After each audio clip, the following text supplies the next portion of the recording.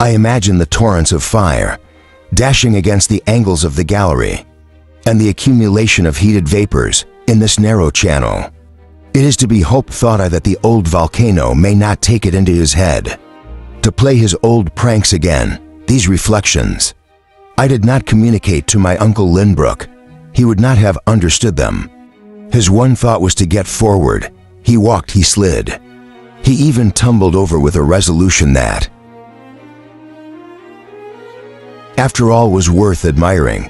At 6 p.m., after a not very fatiguing walk, we had made 2 leagues south, but we were scarcely a quarter of a mile deeper.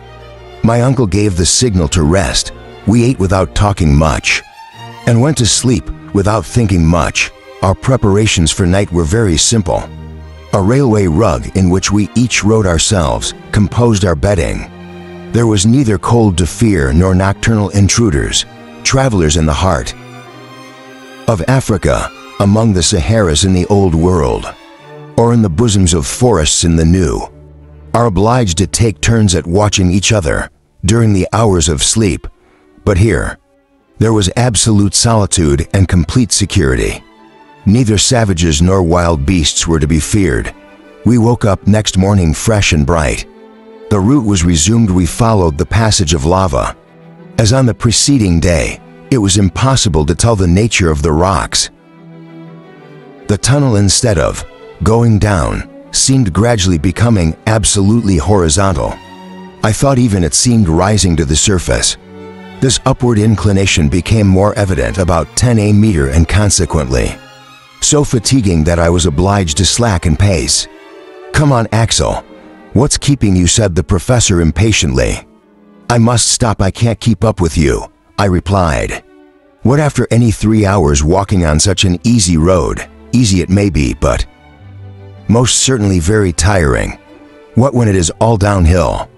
"All uphill, if you please." "Uphill!" exclaimed my uncle, shrugging his shoulders. "Undoubtedly. For the last half hour the slope has changed, and if we continue this way, we shall certainly get back to Iceland in time." The professor shook his head, like a man determined not to be convinced. I tried to resume the conversation, but he would not answer me and gave the signal to go on. I saw quite well that his silence was mere temper. However, I shouldered my load bravely and went quickly after Hans, who was following my uncle. I was always afraid of letting them out of sight, for the idea of losing myself in the depths of this labyrinth made me shudder. Besides, though the upward route was more fatiguing, I had the comfort of thinking it was bringing us always nearer to the surface of the earth again. Each step confirmed me in this,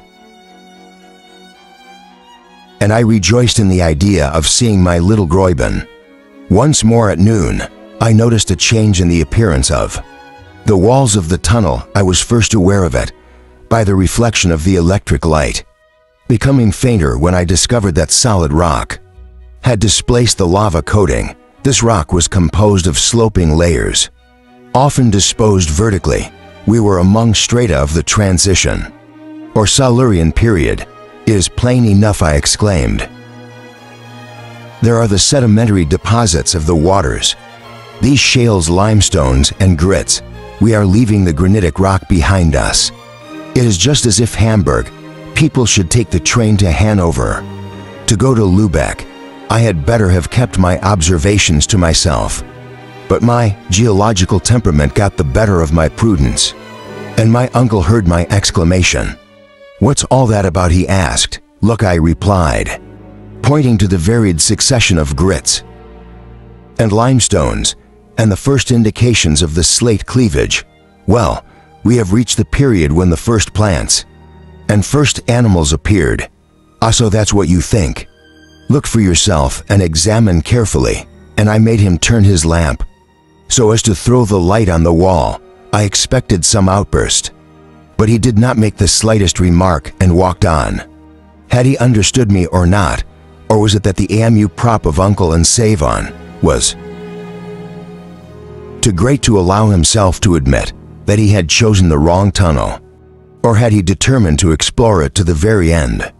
It was so evident that we had left the lava route, and that this road would never take us to the heart of Snarfell. However, I began to wonder whether, after all, I was not attaching too much importance to this change of strata. Perhaps I myself might be mistaken.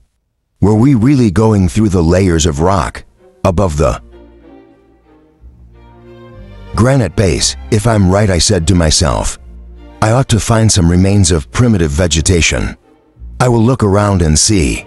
I had not gone 100 steps before incontestable proof met my eyes, and necessarily for at the Silurian period. The seas contained upwards of 15 species of vegetables and animals. My feet, accustomed to treading on the hard lava, suddenly came in contact with dust. The debris of plants and shells on the walls were distinct impressions of fucoids and lycoperdiaceae. Professor Lidenbrook could not be deceived. I fancy he first shut his eyes and walked straight on. It was obstinity in the extreme, and at last I could not stand it longer. I picked up a shell in a complete state of preservation, which had belonged to an animal nearly resembling a woodlouse, and I turned to my uncle and said, "Look." Well, he replied calmly, "It is the shell of a crustacean of the trilobite species now extinct, that's all." But does it not bring you to the conclusion that, to the same conclusion as yours? Yes, perfectly so. We have left the granite rock and the lava passage. It is possible I have made a mistake, but I shall not be sure of it till we have reached the very end of this gallery. You were quite right, uncle, and I should approve your intention. If we were not threatened with the danger, which becomes each moment more imminent, and what is it? The want of water. Well, we must put ourselves on rations. Axel. Chapter 20. And this indeed we were forced to do. Our provisions would not last 3 days longer. I saw that when supper time came, and unhappily we had little hope of meeting with the spring in the transition system. All next day we continued our course through an interminable succession of arcades. We walked on without saying a word. The taciturnity of Hunt seemed to have infected us. The path was not rising now, at least not sensibly. Sometimes even it appeared to slope. But this tendency, besides being very slight, could not reassure the professor, for the nature of the layers remained unmodified, and the transition period became more distinct. The electric light made the schists and limestone and old red sandstone sparkle magnificently. We might have thought ourselves examining some excavations in Devonshire, a county which gives its name to this series. Specimens of magnificent marbles clothed the walls, some of a gray agate fantastically streaked with white, others of rich crimson or yellow with red patches. Then came specimens of speckled marbles in dark colors, relieved by the light shades of the limestone. The greater part of these marbles bore the imprint of primitive animals. Since the day before, creation had made evident progress. Instead of the rudimentary trilobites, I noticed the debris of a more perfect order, amongst others of fishes, the ganoids and the Sauropterygia, in which paleontologists have sought to discover the earliest forms of reptiles. The Devonian seas were people with the large number of animals of this species, and they deposited them by thousands in the rocks of the new formation. It became evident that we were ascending the scale of animal creation, of which man is at the top. But Professor Lidenbrook seemed not to notice it. He was expecting one of two things: either that a vertical well would open below his feet and allow him to resume his descent, or that some obstacle would prevent him from continuing this route. But evening came and neither hope was realized. On Friday after night, during which I began to feel the torments of thirst, our little company again plunged into the windings of the gallery. After 10 hours walking, I noticed that the reflection of our lamps on the walls had strangely become fainter. The marble, the schist, the limestone, and the sandstone of the walls gave way to a dark, dull lining. Just then we came to a very narrow part, and I leaned my left hand against the wall When I removed it, I saw it was quite black. I looked closer. We were in a coal mine. A coal mine, I exclaimed. A mine without miners indeed. Who knows that I know it, said the professor curtly. That I'm certain that this gallery through coal pits has not been bored by the hand of man. But whether it is nature's work or not is nothing to me. It is supper time, let us sup. Hans prepared the meal, I scarcely ate anything, and drank the few drops of water that fell to my share. Our guide's good, and that, only half full, was all that remained, too. Quench the thirst of 3 men. After the repast, my companions lay down on their rugs, and found the remedy for all their fatigues, in sleep, but I could not close my eyes, and counted the hours till morning, on Saturday at 6 a.m. We set off again 20 minutes later.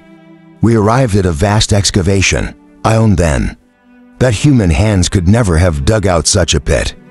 The vaults would have been shored up, and certainly they must have been supported by some miracle of equilibrium. The cabin we were in was 100 feet wide, and 150 feet high. It was evidently a hole, made in the coal formation by some violent subterranean commotion. The whole history of the coal period was written on these gloomy walls, and a geologist could have easily made out the different phases. The beds of coal was separated by structure of sandstone or compact clay, and appeared crushed by the upper layer. In that age of the world which preceded the secondary period, immense types of vegetation clothed the earth, owing to the double action of a tropical heat and continued moisture. An atmosphere of vapors enveloped the earth, completely depriving it still of the sun's rays. Thence arises the conclusion that the high temperatures were not caused by this new fire. Perhaps even the orb of day was not yet prepared for his glorious mission. Climates did not yet exist, and a torrid heat overspread the entire surface of the globe, alike at the equator and the poles. From whence did it come? From its interior. In spite of the theories of Professor Lidenbrock, a fierce fire brooded then within the spheroid. Its action was felt to the last layers of the earth's crust. The plants, deprived of the beneficent influences of the sun, yielded neither flowers nor perfumes, but the roots drew a vigorous life from the burning soil of those primeval days. There were but few trees, nothing but herbaceous plants, immense grasses, ferns, lycopods, sigillaria, asterophyllites, rare orders now, but then numbering thousands of different species now. It is from this very period of exuberant vegetation that the coal formation dates. The crust of the globe, still in an elastic state, obeyed the movements of the liquid mass it covered. Hence arose numerous physios and depressions. The plants, dragged down by the waters in great numbers, formed gradually considerable heaps below. Natural chemical action then ensued. The vegetable masses beneath the waters first changed into peat, then, owing to the influence of the gases and the heat of fermentation, they underwent complete mineralization. Thus were formed those immense coal fields, which excessive consumption must exhaust, however, in less than 3 centuries, if the industrial world does not see to it. These reflections occupied my mind while I was gazing at the wealth of combustibles stored up in this portion of the earth. They will doubtless never be discovered. The working of such deep mines would involve too great sacrifices, besides what will be the use when coal deposits are lying, one might say, on the surface of the globe in a great many countries. None but I saw these untouched mines, so they would remain till the last day of the world. Meantime we were walking on, and I alone of the little company forgot the length of the way in geological contemplations. The temperature remained as it was during our passage through the lava, and shifts only my sense of smell was affected by the exceedingly strong odor of protocarbonate of hydrogen. I recognized immediately the presence in this gallery of a large quantity of that dangerous fluid. known among miners as fire damp, the explosion of which has often caused such frightful catastrophes. Happily, we were illumined by room corps apparatus. If we had unfortunately been so important as to have ventured to explore the gallery, with torches in our hands, a terrible explosion would have made an end of the journey and the travelers. This excursion in the mine continued till evening. My uncle could scarcely contain his impatience. At this horizontal route, the darkness quite deep, 20 steps distant, prevented the length of the gallery from being reckoned, and I began to think it was positively interminable, when at 6 o'clock, a wall appeared suddenly in front of us. There was no opening right or left, above or below. We had reached the end of a blind alley. Well, so much the better, exclaimed my uncle. I know at least what I'm about now. We are not on Sac Newsom's route, and must just turn and go back to where the road forks. Yes, said I, if our strength holds out. And why shouldn't it? Because tomorrow every drop of water will be gone. And of courage too, it seems, said the professor. Looking sternly at me, I did not dare to reply. Chapter 21. The departure was fixed for an early hour next morning. No time was to be lost, for it would take us 5 days to reach the crossroads. I need not dwell on the sufferings of our return. My uncle bored him, like a man who was angry with himself for yielding to weakness, Hans, with the resignation of his placid nature. And I, to speak the truth, complaining and despairing the whole time. I could not bear up against this stroke of ill fortune. As I had foreseen, the water came to an end the very first day of our journey back. Our only store of liquid now was gin, but this horrible drink burnt the throat, and I could not even endure the sight of it. I felt the temperature stifling. Fatigue paralyzed me more than once. I fell motionless. Then we had to come to a halt, and my uncle or the Icelander did their best to revive me. But I saw already that the former was struggling painfully against the extreme fatigue and the tortures of thirst. At last, on Tuesday, July 7th, dragging ourselves along on our knees and hands, we arrived half dead at the junction of the two passages. There I lay like an inert lump, stretched full length on the lava floor. It was 10 a.m. Hans and my uncle, clinging to the wall, tried to nibble a few bits of biscuit. Long moans escaped my swollen lips. I fell into a profound stupor. After little, my uncle came to me and, lifting me in his arms, said in a tone of genuine pity, "Poor child." His words touched me, for I was not accustomed to tenderness from the austere professor. I seized his trembling hands in mine. He let me do it and looked at me. Tears stood in his eyes. I saw him lift the goods slung at his side, and to my great bewilderment, he put it to my lips and said, "Drink." Had I heard him right? Was my uncle mad? I looked at him stupidly. I could not understand him. "Drink," he repeated, and lifting up his good, he drained the contents into my mouth. Oh, infinite boon! A gulp of water moistened my burning mouth. One only, but it sufficed to call back my ebbing life. I thanked my uncle with clasped hands. "Yes," he said, "a mouthful of water, the last. Do you hear, the last? I kept it on purpose for you. 20 times, 100 times, I have had to fight with my fearful longing to drink it, but no, Axel, I kept it for you." "Oh, uncle," I murmured, and big tears started to my eyes. "Yes, poor child, I knew when you reached these crossroads you would drop down half dead, and I kept my last few drops of water to revive you."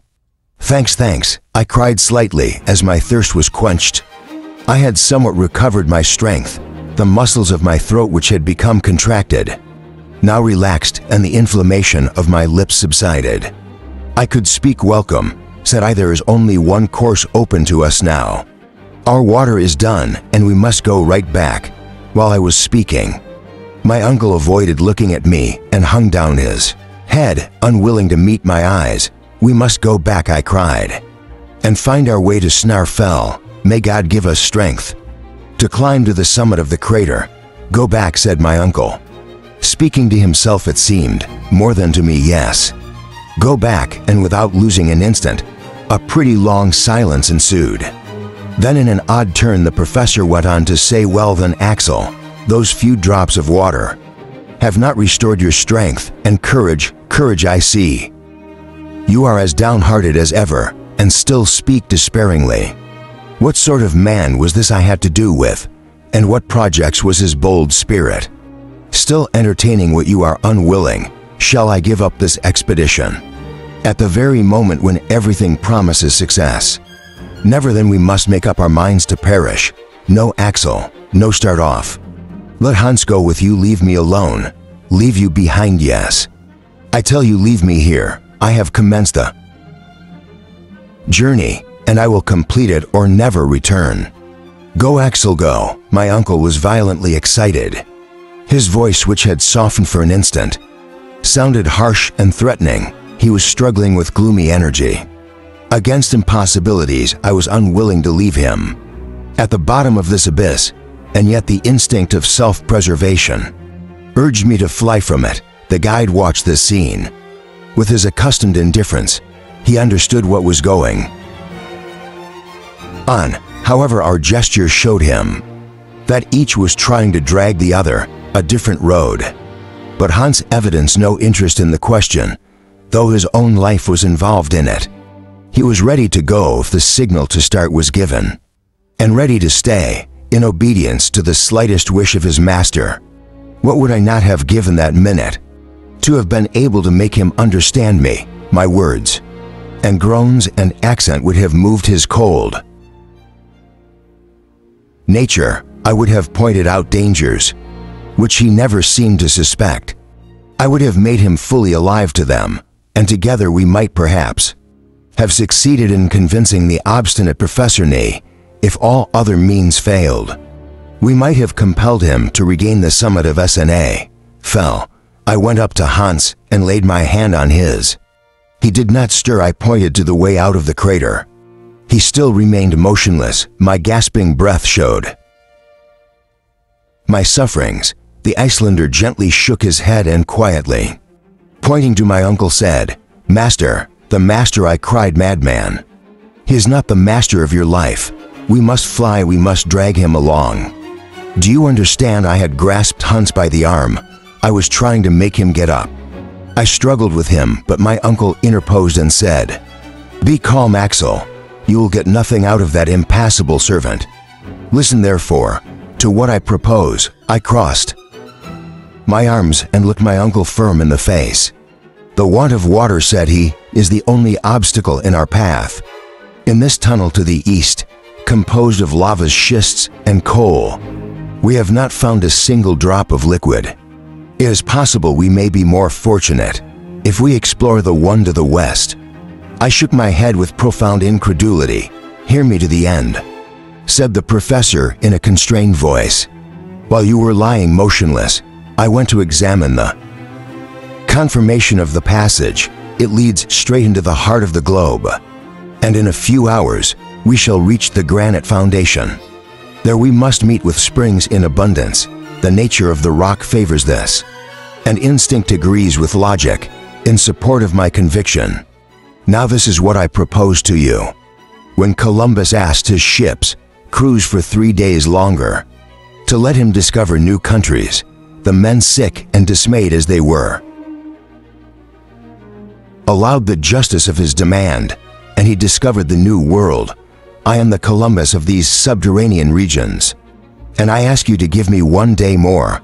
If I have not found water before the time expires, I swear to you, we will return to the surface of the earth. In spite of my irritation, I was moved by my uncle's words, and by the violent restraint he was putting on himself. Very well, I said, it shall be as you wish, and may God reward your superhuman energy. You have only a few hours to try your fortune. So let us start at once. Chapter 22. The descent commenced this time by the new gallery. Hans walked first as usual. We have not gone 100 steps when the professor, throwing the light of his lantern on the wall, exclaimed, Here are the primitive rocks. We are on the right track forward.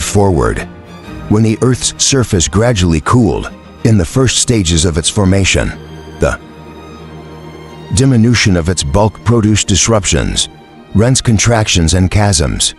The passage itself was a fissure of this kind, through which the eruptive granite had forced a passage. At some time, its myriad windings formed an inextricable labyrinth. Through the primordial rock, the deeper we went, the more clearly defined became the successive layers of the primitive period. Geological science considers this primitive rock as the basis of the mineral crust, and she recognizes in it three distinct layers: the schist, the gneiss, and the mica, schist resting on the immovable rock called granite. Never before were mineralogists in such wondrously favorable circumstances for studying their science. What the boring machine, an insensible, inert instrument, could not bring to the surface, we could examine with our eyes and touch with our hands through the beds of schist, colored with beautiful shades of green, metallic threads of copper and manganese, mixed with traces of platinum and gold, were twisted and intertwined. I could not but think, what riches are hid in the depths of the earth, which covetous humanity will never appropriate. These treasures have been buried so deep by the convulsions of primeval times that neither magic nor pickaxe will ever disinter them. To the shifts succeeded the gneiss of a stratiform structure, and remarkable for the regularity and parallelism of its alumni. Then the maker shifts disposed in great flakes, which are revealed to the eye by the sparkles of the white maker, the light of our lanterns, caught by the little facets of the rocky mass, flashed up by brilliant jets at every angle.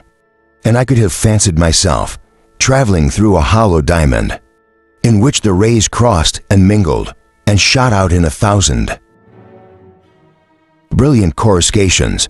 About 6 o'clock this illumination began to lose its splendor, and almost ceased. The walls assumed a crystallized but somber appearance. The mica became more closely mingled with the felds, bath, and quartz to form the rock Paxlrz, the hardest of all stones, the bears without being crushed by it. The weight of the for systems, we were shut up in a prison of granite. It was 8 p.m. and no sign yet of water. My sufferings were terrible. My uncle still pushed forward. He would not stop, and kept listening for the murmur of some spring. But there was not a sound. However, I could not hold out long, for my legs refused to carry me. I struggled against my torches as long as I could, for I did not want to make him stop. This would be to him the death now of all. His hopes for the day was fast drawing to an end, and it was his last. At length my strength failed completely. I screamed out, "I'm dying, come to me." And then I fell flat on the ground. My uncle turned back, folded his arms, and looked at me attentively. Then I heard him mutter in a hollow tone, "This finishes it." A frightful gesture of rage met my glance, and I closed my eyes. When I opened them again, I saw my two companions lying motionless, wrapped in their rugs. Were they asleep? For my part, I could not get a moment's sleep. I was in too much suffering, aggravated too by the thought that there was no remedy for it. My uncle's words echoed in my ears, for in such a feeble state, the idea of regaining the surface of the globe was out of the question. 1.5 leagues of terrestrial crust lay above us. The whole weight of it seemed to lie upon my shoulders. I felt crushed and exhausted myself in frantic efforts to turn round on my granite couch. Some hours elapsed. Deep silence reigned, the silence of a tomb. Nothing could reach us through these walls, the thinnest of which was 5 miles thick. However, in the midst of my stupor, I thought I heard a noise. It was dark in the tunnel, but looking closely, I fancied I could see the Icelander disappearing, lamp in hand. Why was he going? Was Hans really forsaking us? My uncle was asleep. I tried to call out, but my voice could not make itself heard.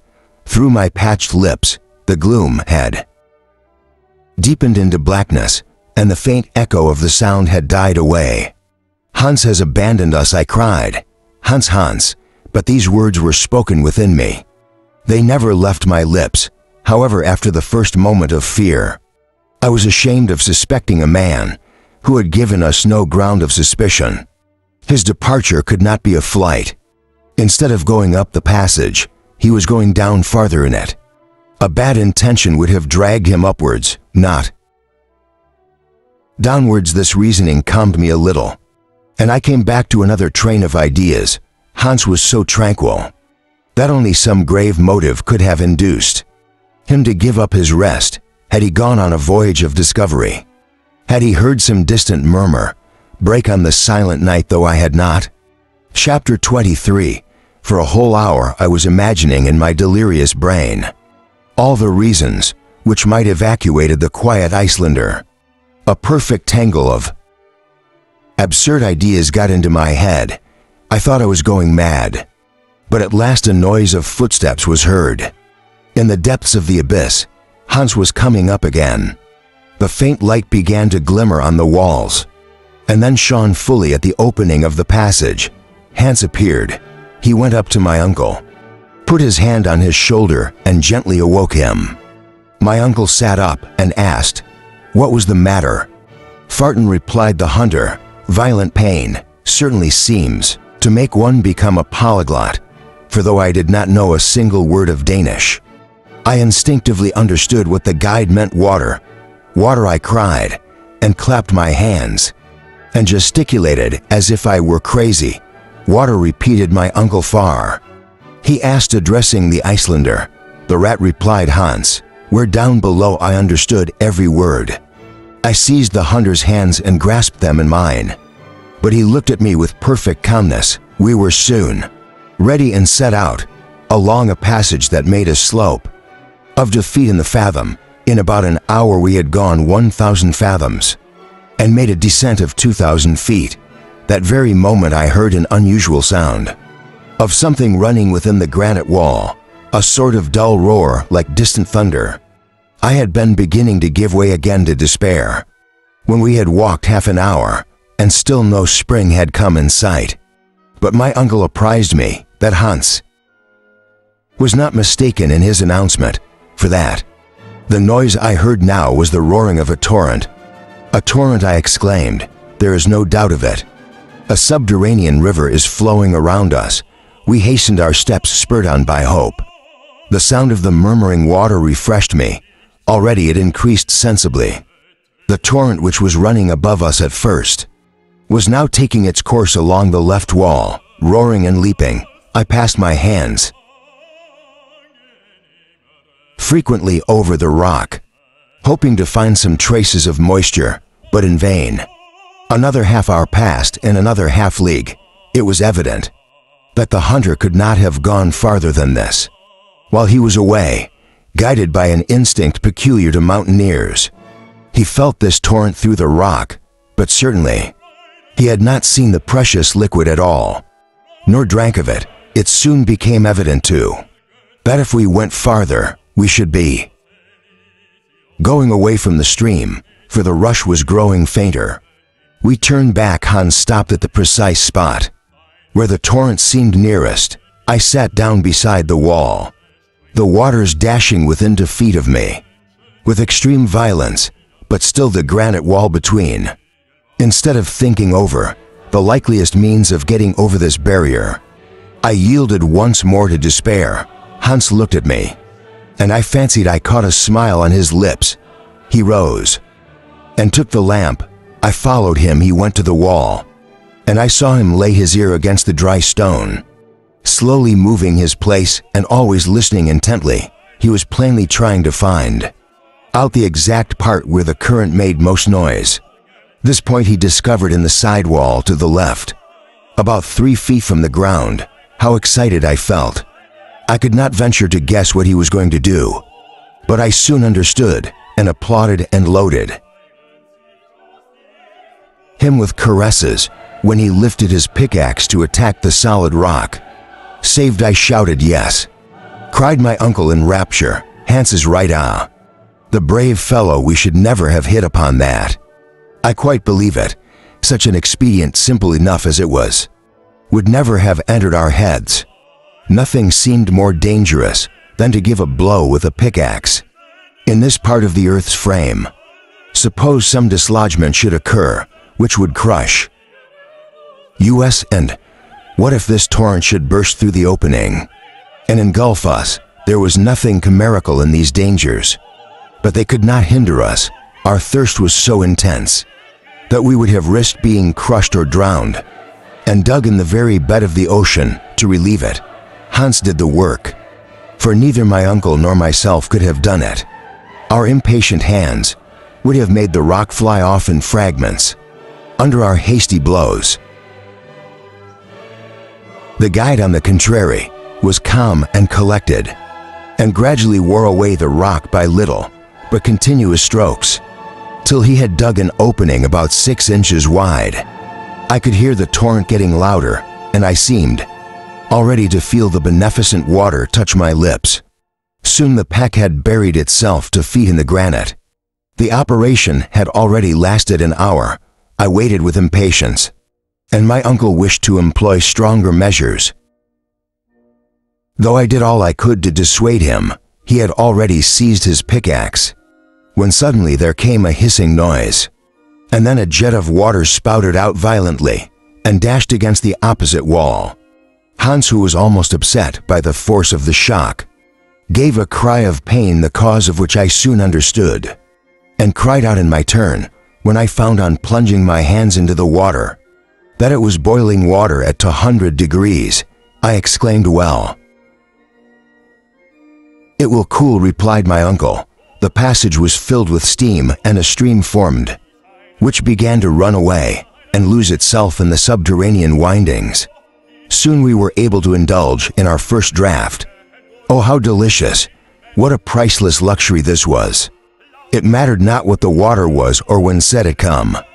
It was water, and though still warm, it brought back the ebbing life. I drank without stopping, without even tasting, but after my first moment's delectation, I exclaimed, "Why, it is mineral water, it tastes of iron.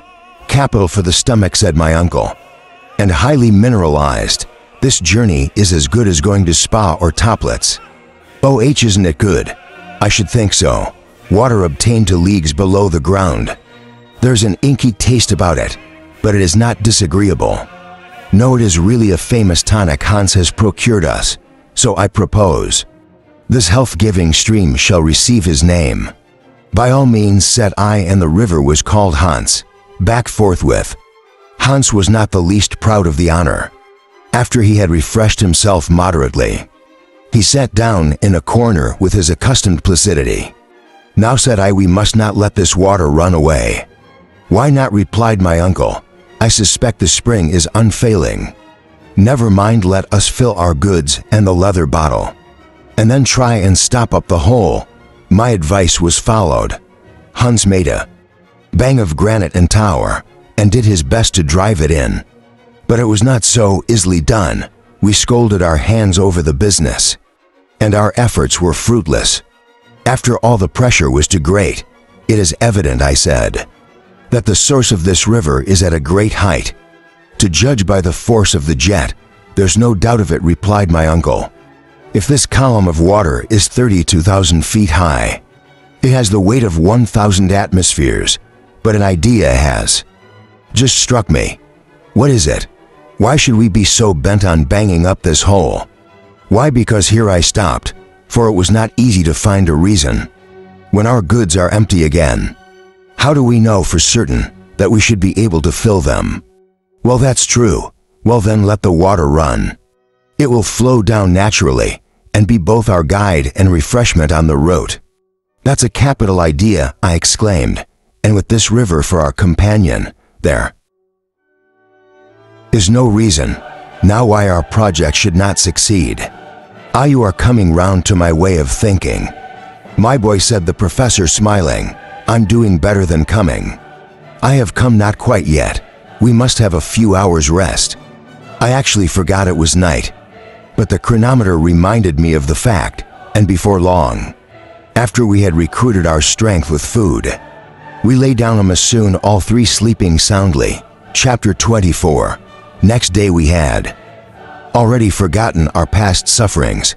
I was amazed at first when I awoke not to feel thirsty, and asked myself what could be the reason. The stream running at my feet gave me sufficient answer.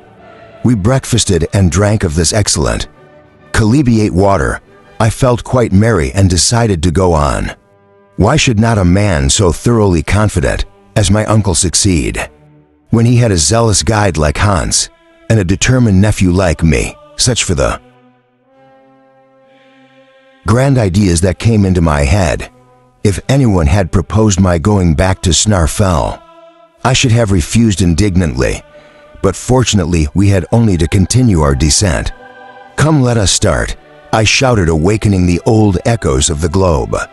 By my enthusiastic tones, we set out again on Thursday at 8 a.m, and the granite passage, with its varied windings and unexpected bends, seemed almost like a labyrinthine maze, but on the whole the direction was uniformly southeast.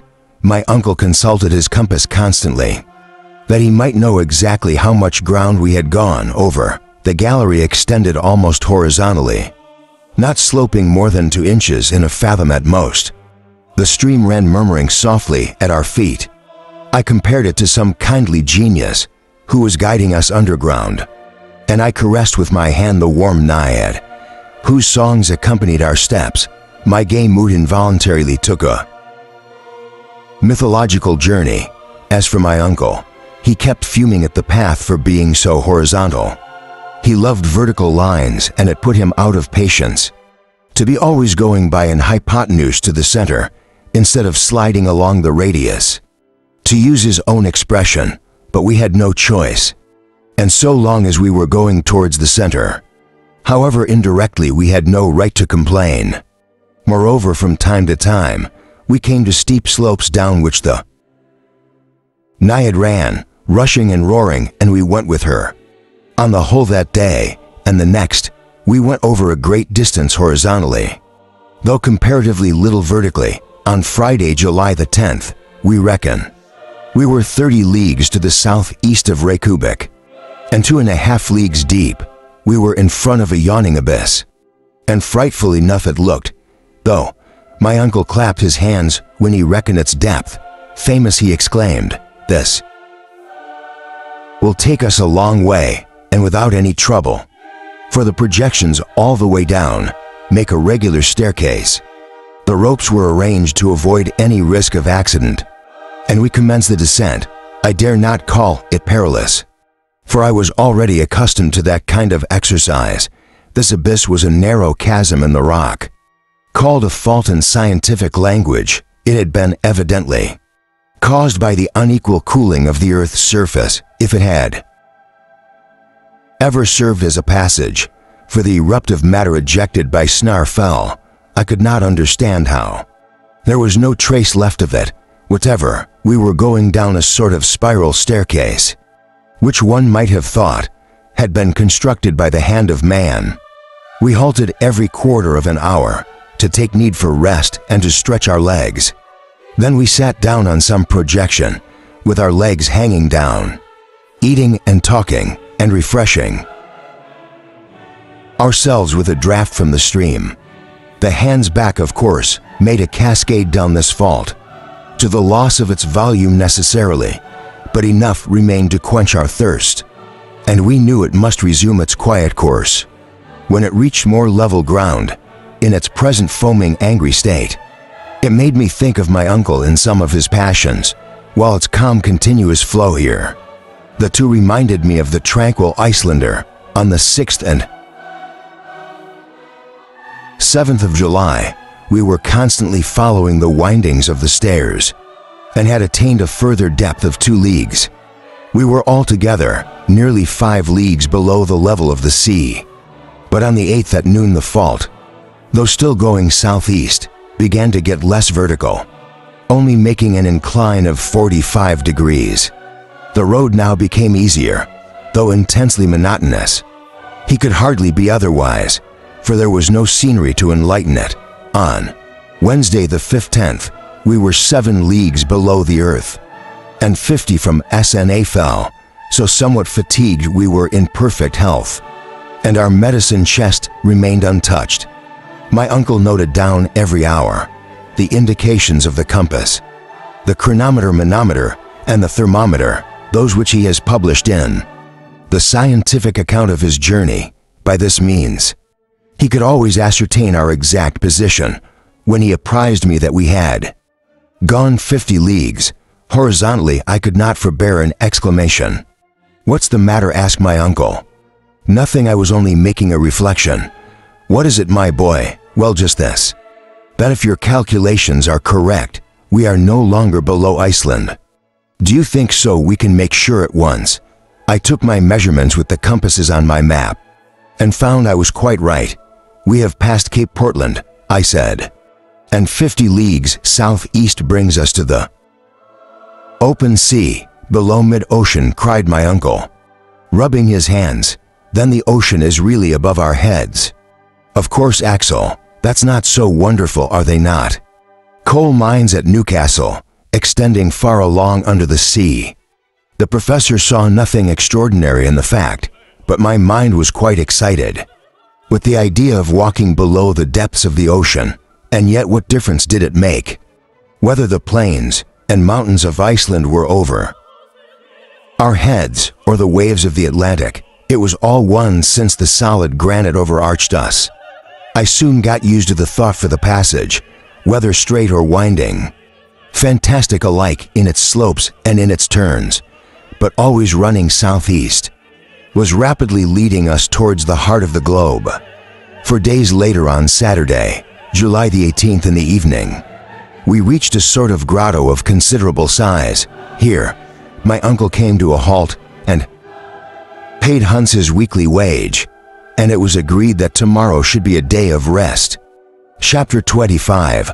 I awoke consequently on Sunday morning, without the usual impression on my mind that I must be up and off immediately. And there we were in the deepest depths. It was not disagreeable. We were quite fit for this existence of troglodytes. I scarcely thought of sun or stars or moon or trees, or houses or towns, or any of those terrestrial superfluities which are necessary to sublunary beings. We were fossils now, and thought such useless marvels absurd. The grotto was an immense hill. The faithful stream ran over the granite floor.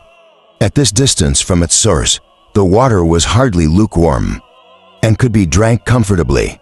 After breakfast, the professor determined to devote an hour or two to the arrangement of his daily notes. First, he said, "I'm going to make calculations, that I may ascertain our situation exactly. I wish to be able on my return to draw a map of our journey, a sort of vertical section of the globe, giving a profile of our expedition. That would be a curiosity, uncle. But would your observations be sufficiently exact?" "Yes, I have carefully noted the angles and inclines. I'm certain there has been no mistake. Let us see first where we are. Take the compass and observe its direction." I looked at the instrument, and after watching it carefully, I replied southeast by east. "Very good," said the professor, marking it down and making some hasty calculations. "Well then, my conclusion is that we have made 85 leagues from our starting point. Then we are walking under the Atlantic now." Just so, and perhaps at this moment, a tempest is raging above our heads, and ships are being wrecked amid the wild hurricanes, likely enough, and whales are lashing the walls of our prison with their tails. Don't be frightened, Axel. They can't shake them, but return to our calculations. We are in the southeast, 85 leagues from the base of Snæfell, and according to my preceding notes, I reckon we have reached a depth of 16 leagues. 16 leagues, I exclaimed, undoubtedly. But that is the extreme limit of the Earth's crust. According to science, I don't say it is not, and if there is any law of increase in temperature, the heat here ought to be 15 degrees or to be, my boy, and all this granite would be in a state of fusion, as it could not possibly remain in a solid state.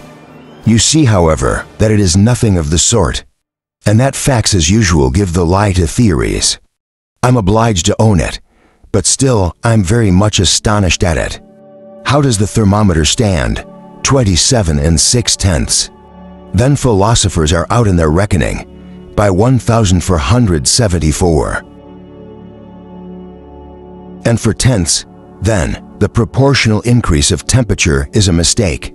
And Humphrey Davy was right, and so was I to listen to him. What you say to it now? Nothing. I could have found plenty to say if I chose. I could not admit Humphrey Davy's theory in the least, and still believed in the central heat, though I did not feel the effect of it. I would really rather have admitted that this chimney of an extinct volcano, being covered with non-conducting lava, did not allow the heat to pass through it. But without stopping to seek for new arguments, I confined myself to the consideration of our actual situation. Uncle, I said, I have no doubt all your calculations are right, but they bring me to a rigorous conclusion. And what is it, my boy? Speak your mind. At the point where we are under the latitude of Iceland, the radius of the Earth is scarcely 1,580. 3 leagues is 1,583 1/3. Put down 16 leagues in round figures. Out of a journey of 16 leagues we have gone 12, that's just it. And at the cost of 85 degrees diagonally. Perfectly so, in about 20 days, in 20 days now. 16 leagues are 1/100th of the Earth's radius. If we go on at this rate we should take 2,000 days, or nearly 5.5 years to descend. The professor made no reply, without reckoning that, if a depth of 16 leagues is obtained by going 80 horizontally, that would make 8,000 leagues southeast, and it will be a long time before we reach the center. If we did not chance first to emerge at some point of the circumference. Hang your calculations, cried my uncle passionately, and hang your hypothesis too. On what ground do they rest? Who told you, pray, that this passage did not lead direct to the center? Besides, I have a precedent. What I am doing another has already done, and where he has succeeded, I can succeed too. I hope so, but at least I may be allowed to hold your tongue, Axel, if you wish to argue in that senseless fashion. I saw plainly the terrible professor was about to leap out of my uncle's skin, and I thought I'd better be silent now. He said, consult the manometer. What does it indicate? Considerable pressure. Well then, you see, and descending gradually, we get accustomed to the density of the atmosphere, and we are not the least affected by it. Not in the least, except a little pain in the ears. Oh, that is nothing, and you can get rid of it at once. By breathing very quickly, for a minute, quite so. Should I determine not to contradict him again? There's a positive pleasure, even in feeling oneself getting into a denser atmosphere. Have you noticed the wonderful clearness of sound here? Yes, indeed, a deaf man would soon get his hearing again, but this density will of course increase. Yes, according to a somewhat indefinite law, it is true that the intensity of the weight will diminish in proportion as we descend. You know that it is on the surface that its action is most felt, and at the center of the globe, objects have no longer any weight. I know that, but tell me, in the end, will not the air acquire the density of water? Undoubtedly, under the pressure of 710 atmospheres, and lower still, of course, the density will increase still more. How should we descend then? Well, we must put stones in our pockets. I declare, uncle, you have an answer for everything.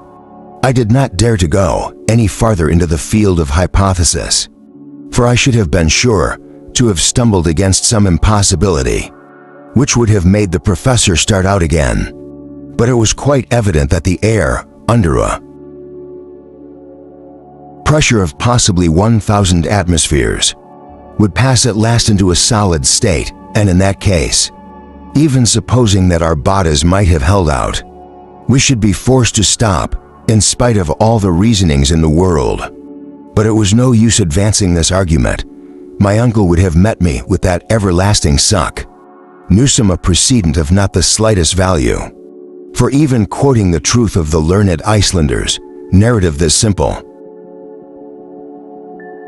Answer might be made to it. In the 16th century, neither barometers nor manometers were invented. Consequently, how could Sack, Newsom, know that he had reached the center of the earth? But I kept this objection to myself and waited. The course of events, the rest of the day passed. In talking and making calculations, I always sided with Professor Lidenbrook and envied the perfect indifference of Hans, who went blindly wherever destiny led him, without troubling himself about cause and defect. Chapter 26. I must earn that up till now. Things had not gone so very badly with us, and I should have been graceless to complain. If the average of difficulties did not increase, we must accomplish our purpose in the end, and what glory we should win. I began positively to reason like Lidenbrook himself. Seriously, I did. I wonder if it was adding to my strange surroundings. At present, maybe it was. For some days we came to a succession of steep inclines, some of them almost frightfully perpendicular, which brought us a long way towards the interior. On some days, we advanced 1.5 leagues to 2 leagues, but these were perilous descents, in which we were greatly helped by the adroitness of Hans and his marvelous savoir. Thanks to him, we got over many a bad place that we could never have scrambled through by ourselves. His absolute silence, however, increased every day. I even think it grew upon us also. External objects have an actual influence on the brain. Anyone shut up within 4 walls loses the faculty, at last, of associating words and ideas. Look at prisoners in solitary cells, how they become imbeciles, if not insane, by the disuse of their thinking faculties.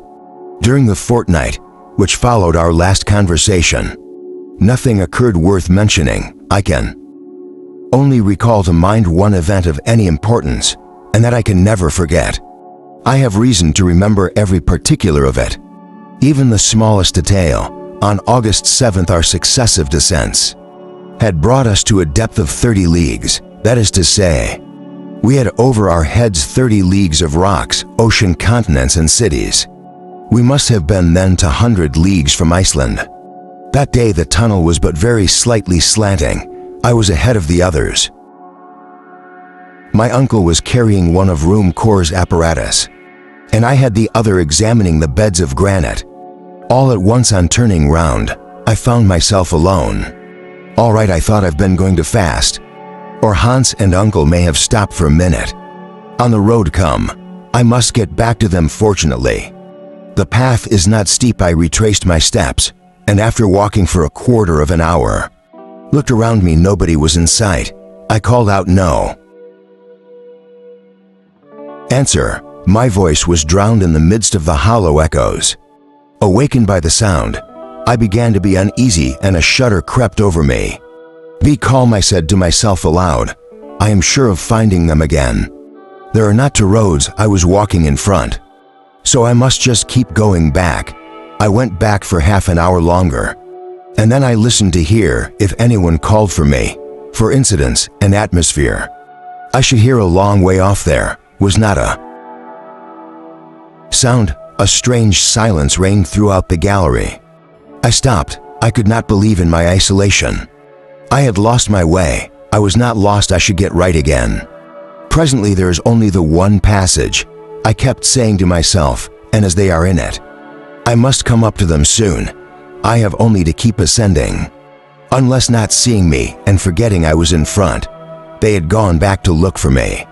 But even then, by hurrying, I shall overtake them. That's evident. I repeated these last words, like a man who is not very certain, and moreover, it took me a long time to put my ideas together at all, in the shape of a conclusive argument. Simple enough as they were, then a doubt crossed my mind. Was I really ahead of my companions? When I got parted from them, certainly I was. Hans was following me, and my uncle came after him. He had even stopped for a minute to fasten his packages on his shoulder. I remember this circumstance distinctly. It was at this very moment I must have gone on too far. Besides, thought I, it is impossible I could have gone far wrong. For I have a guide to lead me through this labyrinth, one that will never fail me. My faithful stream, I have only to follow it back. And I cannot help finding my companions. This conclusion reanimated me, and I resolved to set out immediately, without losing an instant. How I blessed the foresight of my uncle now, in not allowing the hunter to stop. Up the hole in the granite, this beneficent spring, after having refreshed us on the road, was now to be my guide through the winding mazes of the earth's crust. Before starting, I thought I should be the better of sundry ablutions. I dipped my face into the hand's back, but judge of my stupid faction, I touched dry, rough granite. The stream no longer ran at my feet. Chapter 27. I cannot describe my despair. No human tongue could tell what I felt. I was buried alive with the prospect before me of dying, of cold and hunger. I passed my burning hands mechanically over the ground. How dry the rock seemed, but could I have forsaken the course of the stream? For here it certainly was not. Now I understood the cause of this strange silence. When I listened for the last time, expecting to hear a call from my companions, I had not till this moment noticed the absence of the stream. It is evident that just as I took the first wrong step, the gallery must have forked, and I had followed the new opening, while the Hun's bar, obeying the caprice of another incline, had gone away with my companions towards unknown depths. How could I get back? There was not a track. My feet left no imprint on the granite. I racked my brain to discover the solution of this problem. The one single word expressed all the misery of my situation. Lost, yes. Lost at what seemed to me an immeasurable depth. These 30 leagues of the earth's crust were weighing down my shoulders terribly. I felt crushed. I tried to bring my thoughts back to the upper world, but I scarcely succeeded. Hamburg, the house in Königstrasse, my poor Gräuben, all the living world beneath which I was lost, passed rapidly before my terrified memory. I saw, as if in some hallucination, all the incidents of the journey. The voyage Iceland, Mr. Frederickson, Snarfell. I said to myself that to have the faintest shadow of hope in my position would be madness, and that I had far better despair. What human power indeed could bring me back again to the surface of the globe, or tear down these enormous arches, supporting each other above my head? Who could set me in the right track once more, and take me to rejoin my companions? Oh, uncle, I cried in accents of despair. This was the only word of reproach that came to my lips, for I knew how much the poor man would suffer while he was vainly searching for me. When I saw myself thus wholly cut off from human succor, incapable of attempting anything for my deliverance, I thought of heavenly succor, memories of my childhood, of my mother, whom I had only known in the sweet days of my infancy, came back to me. I began to pray, little as I deserve, that God should know me when I had forgotten him so long. And I prayed fervently. This cry for help to heaven made me calm, and I was able to bring all my mind to the survey of my actual position. I had provisions enough for 3 days, and my good was full. However, I could not stay where I was any longer. But what course should I take? Should I ascend or descend? Ascend, evidently, always. Keep ascending I must then, inevitably, come to the part where the gallery had forked, and could I but regain the stream, I could at any rate get back to the crater of Snarfell. How hadn't I thought of this sooner? There was clearly some chance of deliverance here. My very first business was to find the huntsbuck again. I rose up and, leaning on my iron-tipped staff, began to climb the gallery. The incline was pretty steep, but I walked on, hopefully and unconcerned, like a man who was not the choice of roads before him. For half an hour I met with no obstacles. I tried to recognize the way by the form of the tunnel, and by the projections of certain rocks, and the disposition of the fractures, but no particular appearance recurred to me, and I soon saw that this gallery would not bring me to the point of demarcation. It was a blind alley. I struck against an impenetrable wall and fell on the rock. What terror and despair took hold of me then! I have no power to depict. I was completely frustrated. My last hope was shattered against the granite wall, lost in a labyrinth amidst a perfect maze of windings. It was useless to attempt an impossible flight. The most terrible of all deaths stared me in the face. And strangely enough, the thought crossed me that, if someday my fossilized body should see the light, what grave? Scientific questions would be raised by its discovery. 30 leagues below the Earth's surface, I tried to speak aloud, but hoarse accents alone issued from my parched lips. I was gasping for breath. In the midst of my anguish, a new terror seized me. My lamp had gone wrong when I fell. I could not rectify it, and its light was paling and would soon go out. I saw the luminous current, always diminishing in the coil of the apparatus. The procession of moving shadows appeared on the gloomy walls. I did not dare to close my eyes, dreading to lose the least atom of this fainting light. Every instant it threatened to go out and enwrap me in the blackness of night. At last there was only a faint glimmer in the lamp. I watched it with trembling eagerness, concentrating all my gaze on it, as on the last ray of light that my eyes would ever see before total darkness should fall on me. What a terrible cry escaped me on the earth, even in the darkest night. The light never wholly abandons his rule. It is diffused and subtle, but little as may remain. The retina of the eye is sensible of it. Here there was nothing. Absolute darkness made me blind, in the literal acceptation of the word. Then I lost my senses. I got up with outspread arms, endeavoring to feel my way. But the attempt was most painful. I ran along wildly through inextricable labyrinths, always going down deeper into the heart of the earth, like a denizen of the subterranean regions, calling, shouting, howling, striking myself against projecting rocks, falling down and getting up again, feeling the blood trickling from me, and trying to drink it as it dropped from my face, and always expecting to come to some war, to dash my head against. Whither did the said course lead me? That I am ignorant of to this day. After several hours, no doubt, when all my powers were exhausted, I fell against the wall like a lifeless mass, and lost all consciousness of existence. Chapter 28. When I revived, my face was wet with tears. How long this state of insensibility had lasted, I cannot say. I had no longer any means of reckoning time. Never was solitude like mine. Never was abandonment so absolute. After my fall, I lost a quantity of blood. I felt myself deluged with it. Oh, how sorry I was that death had still to come, that it was not over already. I refused to think. I banished every suggestion, and overcome by grief, I rolled myself towards the opposite wall. I could feel myself ready to swoon again, and I thought with satisfaction that with it would come the final unconsciousness, when a violent noise struck my ear.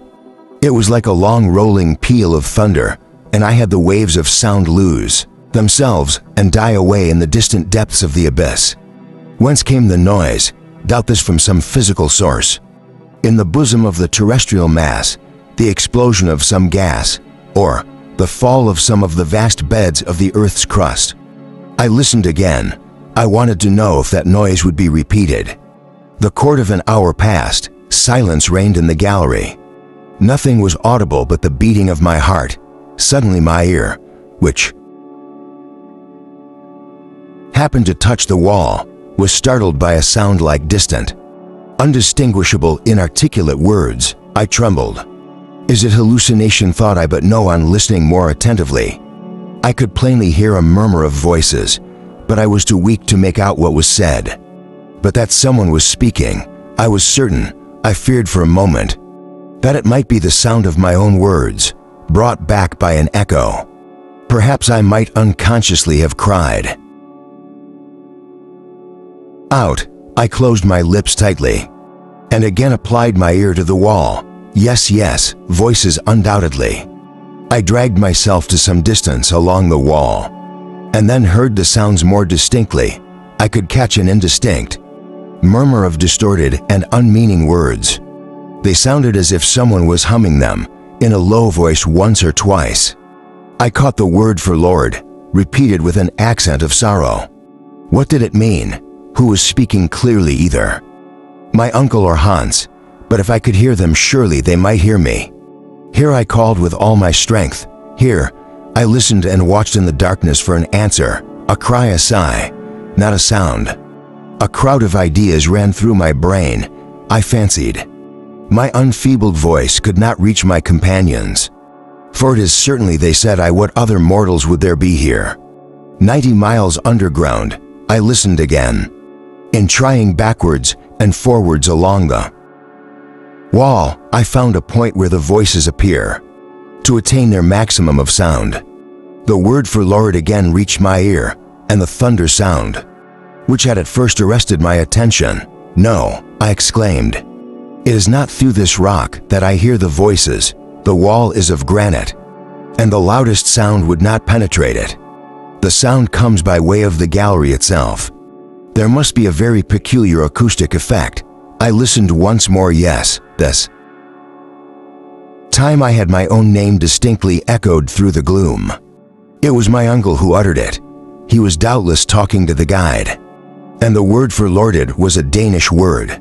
Then I understood it all. To make them hear me, all I had to do was speak with my mouth, close to the wall, which would serve to conduct my voice, as the wire conducts the electric fluid.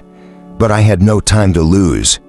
If my companions happened to change their position, even by a few paces, the acoustic phenomenon would have been destroyed. I went close to the wall, and I said slowly and distinctly, Uncle Lidenbrock, and I waited with painful anxiety. Sound does not travel quickly here. The density of the atmosphere increases its intensity, but not its velocity. A few seconds, which seemed ages, passed, and at last I heard these words, Axel, Axel, is that you? Yes, yes, I answered. My child, where are you? Lost in the most intense darkness. Where is your lamp? Out. And the brook disappeared. Axel, my poor lad, take courage. Wait a little, I'm exhausted. I've not got strength to answer, but talk to me. Have courage, said my uncle. Don't try to speak, just listen to me. We searched up and down the gallery looking for you. We failed to find you. I wept for you, my child. Then we came down again, firing as we came, always supposing you still on the channel of the Hunsbach. Now that our voices meet, it is by a purely acoustic phenomenon, and we cannot touch hands. But do not despair, Axel. To hear one another is something. During this time I had been thinking a ray of hope, slight indeed, raised my spirits. First of all, it was necessary to know one thing. I put my lips to the wall and said, Uncle. My child, he replied, after the lapse of several seconds. We must first ascertain what distance separates us. Well, that is easy. You have your chronometer. Yes, well. Take it, call my name, and note the exact moment. I will repeat it the instant I hear it, and you will again note the precise moment. Yes, and half. The interval between the question and the answer will be the time required for my voice to reach you. Just so, Uncle. Are you ready? Yes. Well, listen. Now I'm going to call out your name. I put my ear to the wall, and as soon as the word Axel reached me, I instantly answered Axel, and then waited. 40 seconds, said my uncle. Therefore the sound took 20 seconds to ascend. Now at the rate of 1,020 feet per second. That makes 20,000 for 100 feet, or nearly for miles. Nearly for miles, I murmured. Well, that is a practical distance, Axel. But must I go up or down? Down, and for this reason. We have come upon a vast, hollow space into which several galleries open. The one you have got into must lead here, for I feel certain that all these earth fractures radiate from the immense cavern in which we stand. Rouse yourself and go on walk. Crawl, slide down steep inclines if necessary, and you will find our strong arms waiting to support you at the end. Forward, my child, forward.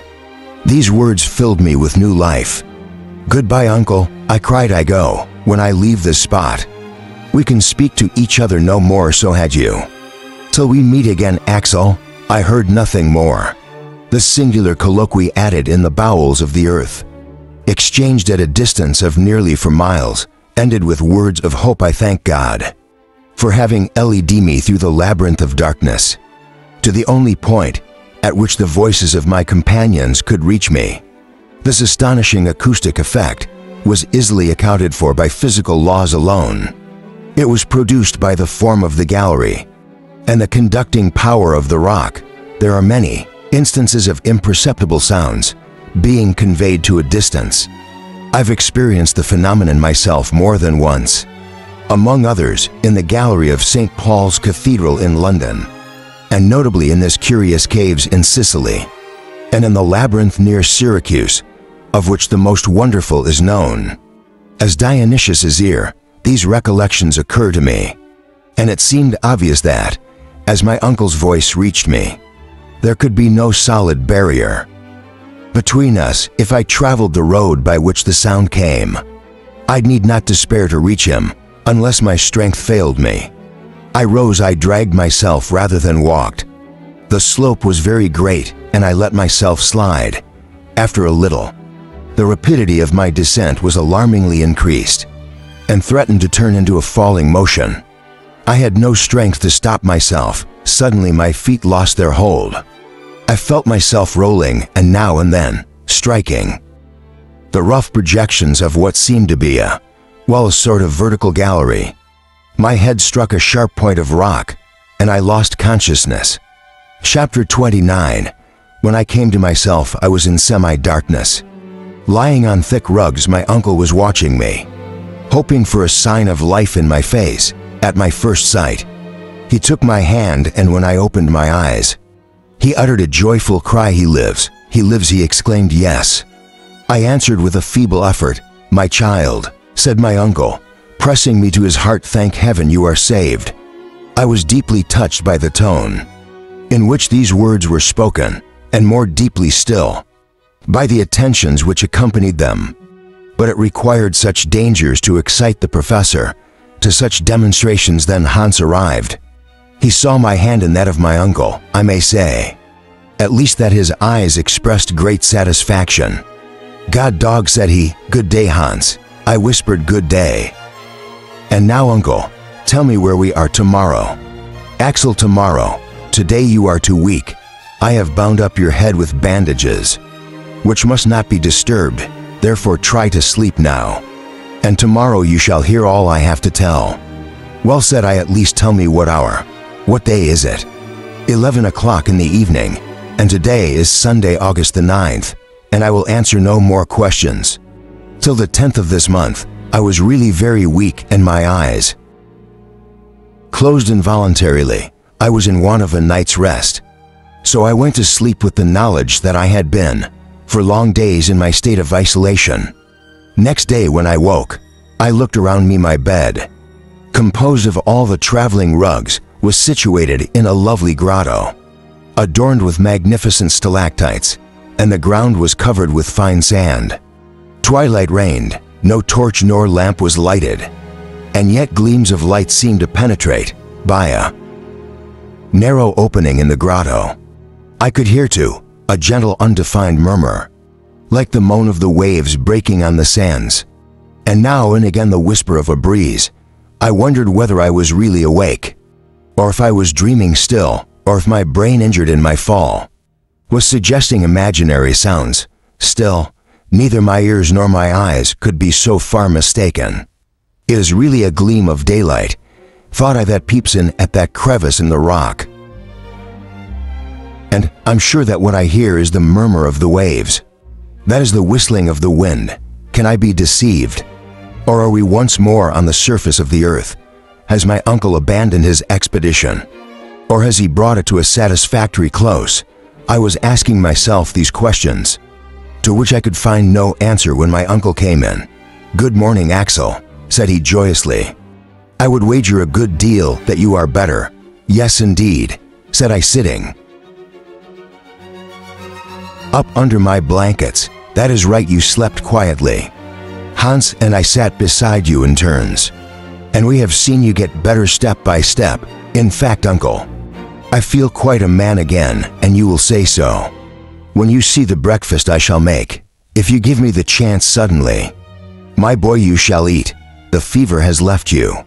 Hans has rubbed your wounds with some Icelandic nostrum, of which he knows the secret, and they have secretized with wonderful rapidity. A hunter is very proud, I can tell you." As he spoke, my uncle prepared some nourishment, which I ate greedily in spite of his advice, while at the same time I overwhelmed him with questions, which he did his best to answer.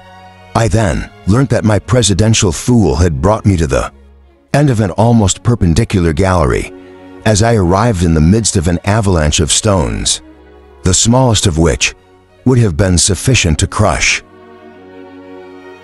me. It was to be judged that part of the mass had fallen with me. This fearful mode of locomotion had landed me in the arms of my uncle, where I fell bleeding and inanimate.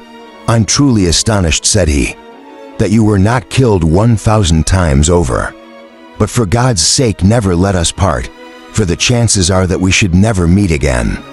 Let us never part again." Then the voyage was not over. I opened my eyes with astonishment, which provoked the question, "What else, you Axel?" A question that I want to ask. "You say I am safe and sound, beyond a doubt, all my limbs uninjured certainly, and my head with the exception of some contusions. Your head is safe on your shoulders. Well, I'm afraid my brain is affected." "Your brain?" "Yes, we are not on the surface of the earth again." "No, indeed." "Well, then I am crazy, for I see the light of day. I hear the wind blowing, then the sea breaking." "Oh, is that all?" "Well, but explain to me." "I will explain nothing, for it is inexplicable, but you will see for yourself, and you will understand that geological knowledge is far from final." "Well, let us go out then," said I, rising suddenly. "No, Axel, no, the open air might be injurious to you." "The open air, yes. The wind is rather strong then." "I forbid you to expose yourself, but I assure you I'm perfectly well." "A little patience, my boy. If you had a relapse, it would be a serious matter for us all, and we cannot afford to lose time, for it may be a long distance across." "Across, yes. Take another day's rest, and we will embark tomorrow." Embark, the word made me jump. What embark? Had be a river, a lake, a sea at our disposal? Was there a ship anchored in some subterranean port? My curiosity was strongly excited. My uncle tried in vain to quiet me, and when he at length saw that to deny me would do me more harm than to yield, he gave up the point. I dressed quickly, and as a precaution, wrapped one of the rugs around me, and went out of the grotto. Chapter 30.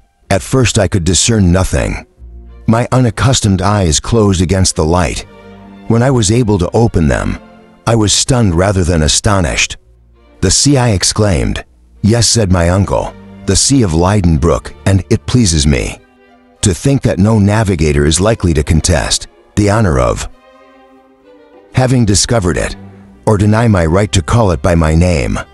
A great sheet of water, the commencement of a lake or ocean, stretched farther than the eye could reach the shore, sloping gradually presented to the waves of beach, of fine golden sand strewn with the small shells in which the first created things had lived. The waves broke there with the echoing murmur, peculiar to vast hollow spaces. A light spray was blown by the breeze, which sprinkled a few drops on my face. On this gently shelving shore, about 300 yards from, the fringe of foam curved gradually, the last angulations of the steep, of the rocky counterscarp, which rose with a widening sweep to an immeasurable height.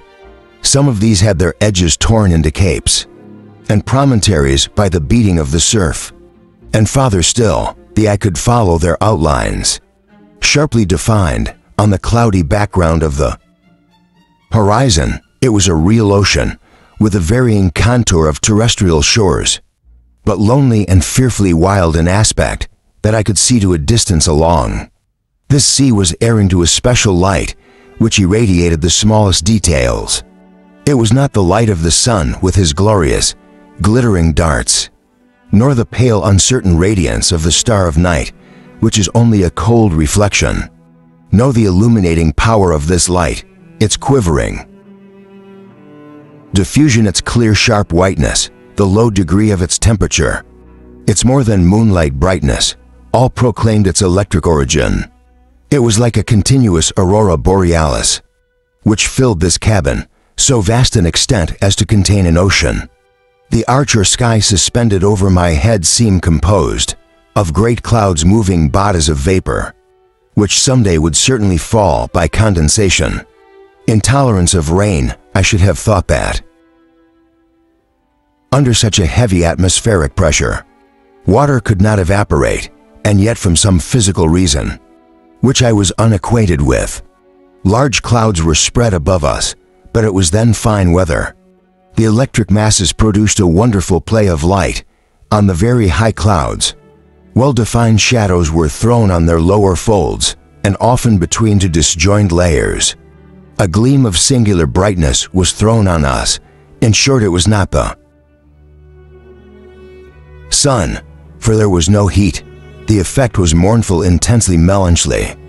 Instead of a sky bright with stars, I felt that above these clouds was the granite vault, crushing me with its weight. And this space, immense though it was not large, enough for the orbit of the humblest satellite. I then recalled the theory of an English captain, who likened the earth to a vast, hollow sphere, in whose interior air maintained its luminosity by reason of its compression, and the two stars Pluto and Proserpine described within the sphere the mysterious orbits. Perhaps he was right after all. We were really imprisoned in a vast hollow, of whose breadth we could form no estimate, as the shore widened as far as we could see, nor of its length, as the eye was soon stopped by an irregular horizon line. Its height must be 8 or 9 miles. Where this vault meets the granite buttresses, the eye cannot decide, but a cloud was suspended in the air, whose height must have been at least 2,000 fathoms, a greater height than is attained by terrestrial vapors, owing no doubt to the greater density of the air. The word cavern does not convey any impression of this vast space, but the language of human speech is inadequate to picture what may exist in the subterranean abysses, nor could I conjecture what geological cause could have produced this great excavation. Could the cooling process have induced it? I knew from the narratives of travelers of the existence of celebrated caves, but none of them had such dimensions as this.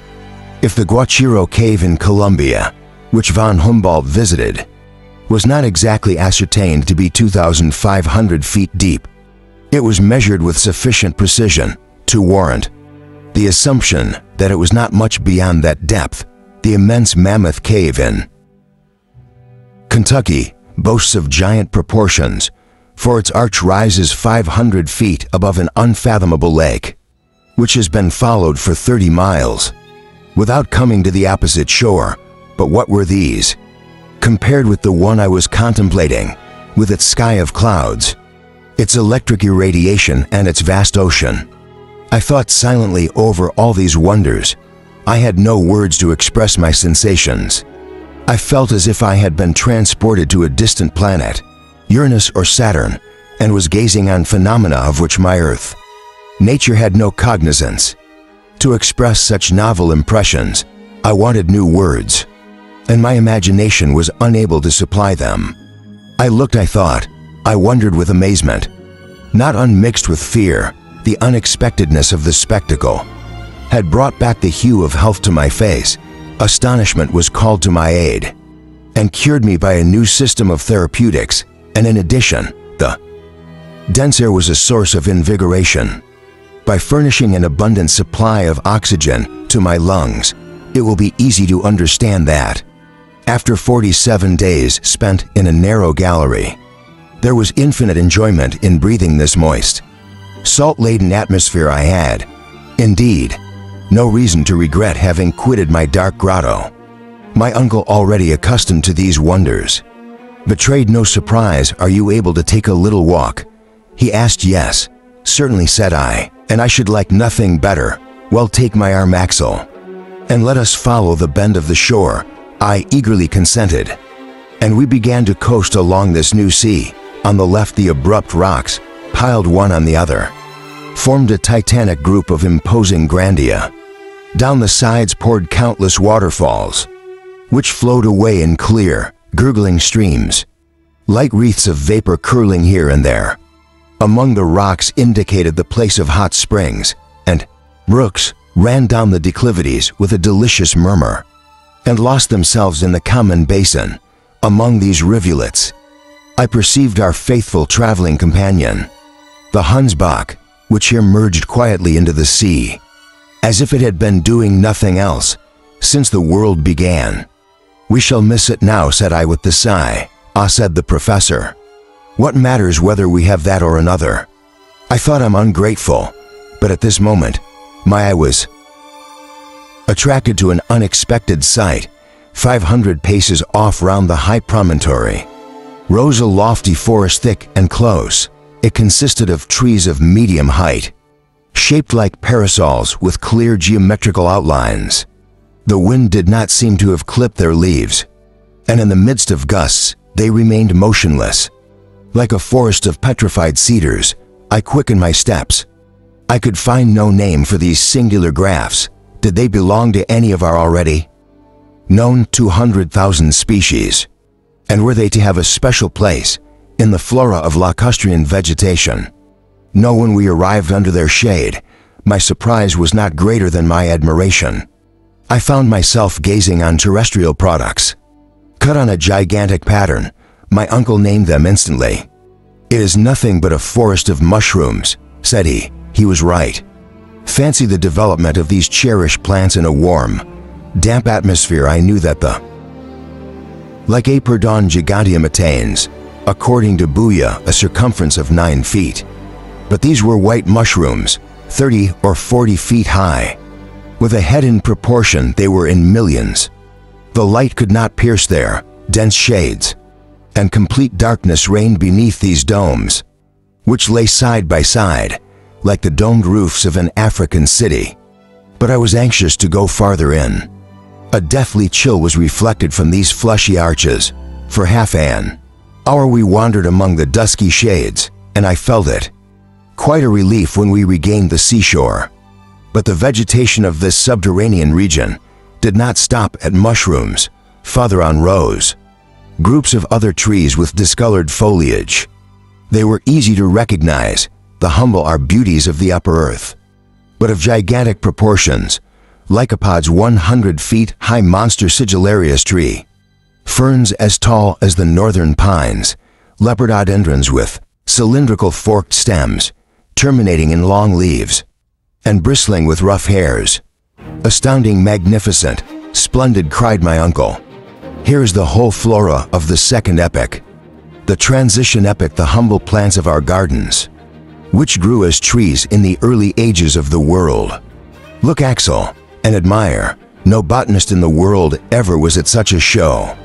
"You are right, uncle. Providence seems to have preserved in this great hothouse the antediluvian plants, which scientific men have so successfully reconstructed. It is as you express it, Axel, a vast hot ass. But you might with equal justice call it a menagerie." "A menagerie, yes indeed. Look at the dust beneath our feet. The bones scattered on the ground." "Bones!" I exclaimed. "Bones of the antediluvian animals." I eagerly examined this primeval dust, formed of an indestructible mineral, phosphate of lime, and had no hesitation in naming these immense bones, which only resembled dried-up tree trunks. Their setae is the lower jaw of the mastodon. Here the molars of the Dinotherium. There's a femur, which can only have belonged to a megatherium. Yes, truly, it is a menagerie, for the bones, cannot have been brought here by a convulsion of nature. The animals to which they belonged must have lived on the shores of this subterranean sea. Under the shade of arborescent plants, look, there are even whole skeletons, and yet what? Said my uncle, I cannot understand the existence of animals in this granite cabin. Why not? Because there was no animal life on the earth, except during the secondary period, when the sedimentary formation was produced by the alluvial forces and replaced the igneous rocks of the primitive epoch. Well, Axel, there's a very simple answer to your objections, and that is that this is a sedimentary formation, but at such a depth below the surface of the earth. Beyond a doubt, and the fact can be geologically explained. At a certain period, the earth crust was elastic, subject to alternate upward and downward movements. By reason of the law of attraction, it is probable that depressions were produced, and the portions of the sedimentary strata, when gulfed in abysses, opened suddenly. Well, that may be so, but if antediluvian animals have lived in these subterranean regions, who can say that some of these monsters are not still wandering in the midst of these gloomy forests, or behind these inaccessible rocks? Had the bare idea, I involuntarily scanned the various points of the horizon, but no living being appeared on the desert shores. I was a little tired. I went and sat down on the point of a promontory, at whose feet the waves dashed with a hoarse noise. Thence I could see the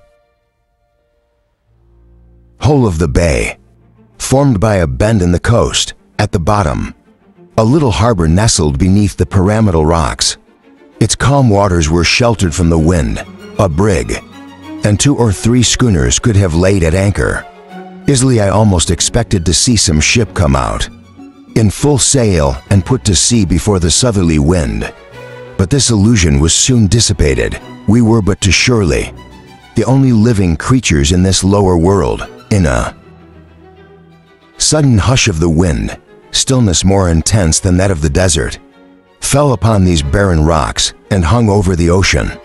I tried to see through the distant mists, to pierce the curtain that veiled the mysterious horizon. What questions crowded to my lips? Where did the sea end? Whither did it lead? Should we ever behold the other shore? My uncle, at any rate, had no misgiving as for me. I hoped and feared at the same moment. After an hour passed in gazing on this wondrous panorama, we took the beach road once more to regain the grotto. Chapter 31. I woke next day quite recovered. I thought a bath would be of service to me, and I went and took a dip in the waters of the Mediterranean Sea. Of all seas, surely this best deserved the name. I came back to breakfast with a sharpened appetite.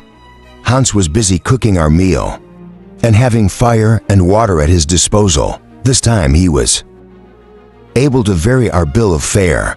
He supplied us with several cups of coffee, and that delicious beverage never seemed to me so palatable. Now, said my uncle, it is nearly high water, and we must not lose the opportunity of observing the phenomenon. What the tide? Exclaimed I. Undoubtedly. Do you think the influence of sun and moon is felt in this region? Why not? Every particle of a solid body is governed by the force of attraction. This mass of water cannot escape the universal law, and therefore, notwithstanding the atmospheric pressure on its surface, you will see it rise just like the Atlantic. At this moment we reached the sandy shore, and the waves were gradually gaining ground. The tide is certainly coming in, said I. Yes, Axel, and you may see by these foam streaks that it rises at least 10 feet. It is wonderful. Not at all. It is in the natural order of things, you may say, as you will, uncle. I cannot but think it extraordinary. In fact, I can hardly believe my senses. Who would have imagined that beneath the earth's crust there's a real ocean with its air and flow, its breezes and its storms? Why not? Is there any physical reason against it? I know of none. If you abandon the central fire theory, then so far Davy's theory is supported. So it would seem, and if that is so, there may be seas and countries in the interior of the globe. Yes, but uninhabited. Why so? Why may not these waters contain fish, of some unknown species at any rate? We have met with none so far. Well, we can make some line, and see if the fishhook will be as successful here as in our sublunary waters. We will try, Axel, for we must do our utmost to find out all the secrets of these unexplored regions. But where are we, Uncle? For I have not yet asked you that question. Your instruments will have told you our whereabouts. Our position is horizontally 1,050 miles from Iceland. So far I am certain within 500 fathoms, and the compass still pointing northeast. Yes, with a western declination of 19 degrees. 40 minutes just as on the surface. As to the inclination, there's a curious fact, which I have observed very carefully. The needle, instead of dipping towards the pole, as it does in the northern hemisphere, has an upward direction. Then, we may conclude that the magnetic pole is a point contained between the surface of the globe and the depth we have reached exactly. And I think it very likely that, if we arrived in the polar regions, towards that 70th degree, where Sir James Ross discovered the magnetic pole, we should see the needle take a vertical position. Therefore this mysterious point is at no great depth. That is a fact which science has never guessed. Science, my boy, is made up of mistakes, but of mistakes which lead to the discovery of truth. And how far down are we? About 100 miles. Well then, said I after consulting the map, the mountainous part of Scotland is above us, where the lofty Grampians raise their snowy summits. Yes, said the professor, smiling. There is some weight to carry, but the arch is strong. The great architect of the universe has used good materials, and no human builder could have given it such a spam. What are the great arches of bridges and cathedrals beside this great nave, whose radius is 9 miles, and under which there is space for an ocean, and it storms? Oh, I'm not afraid of the roof falling over my head. But now, Uncle, what are your plans? Do you not intend returning to the surface? Returning? What a notion! On the contrary, we will go on, as we have had such luck so far. Still, I do not see how we are to get below this watery plain. I do not intend to plunge into it headfirst, but as oceans are properly speaking, nothing more than lakes, as they are surrounded by land. No doubt, this interior sea is bounded by granitic masses. That is probably enough. Well then, on the opposite shore, I'm sure of finding new outlets. How long do you guess this ocean to be? From 100 to 120 miles. Said I to myself, thinking that a very wild calculation. So you see, we have no time to spare. We must put to sea tomorrow. I involuntarily looked around for the wherewithal. Ah, said I, we are to embark tomorrow. On what vessel shall we take passage? Not on a vessel, my lad, but on a strong, safe raft. A raft, said I, but we can no more build a raft than a ship. And I don't see, you don't see, Axel, but if you've listened, you could hear those sounds of hammering. Might tell you that Hans is already at the work. Do you mean that he is making a raft? I do. What has he felled trees with his axe? Oh, the trees were already to his hand. Come and look at him work, after court of an hour's walking. And on the farther side of the promontory, which enclosed the little port, I could see Hans at work. A few more steps, and I was at his side. To my great surprise, a raft already half completed lay on the sand.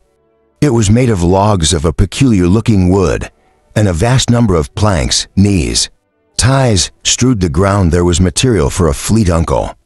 Said I, what kind of wood is that? It is pine, fir, birch, all the northern conifers, mineralized by the action of seawater.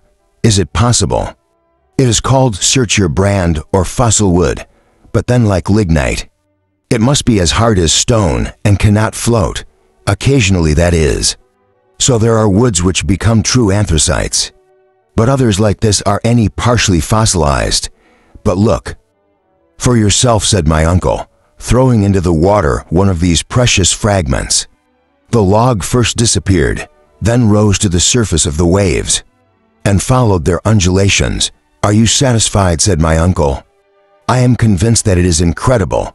The next evening, thanks to the skill of our guide, the raft was ready. It was 10 feet long by 5 feet wide.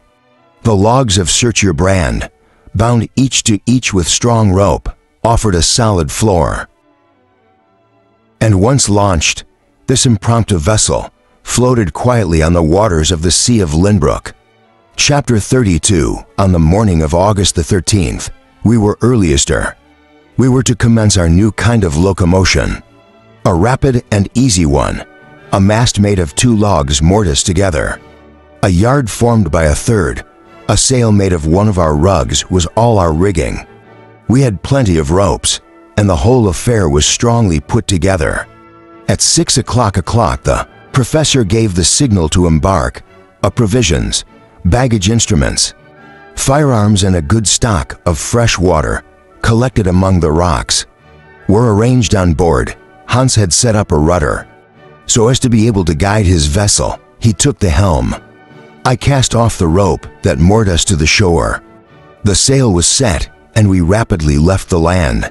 As we quitted the little harbor, my uncle, who made a great point of his geographical nomenclature, wished to fix on a name for it, suggesting mine among others. Uncle said I begged to propose the name of Gräuben. Port Gräuben would look very well on a map. Well, Port Gräuben be it. And thus it was that the name of my beloved Felondes came to be connected with our daring adventure. A light breeze blew from the northeast. We made rapid way with the wind aft.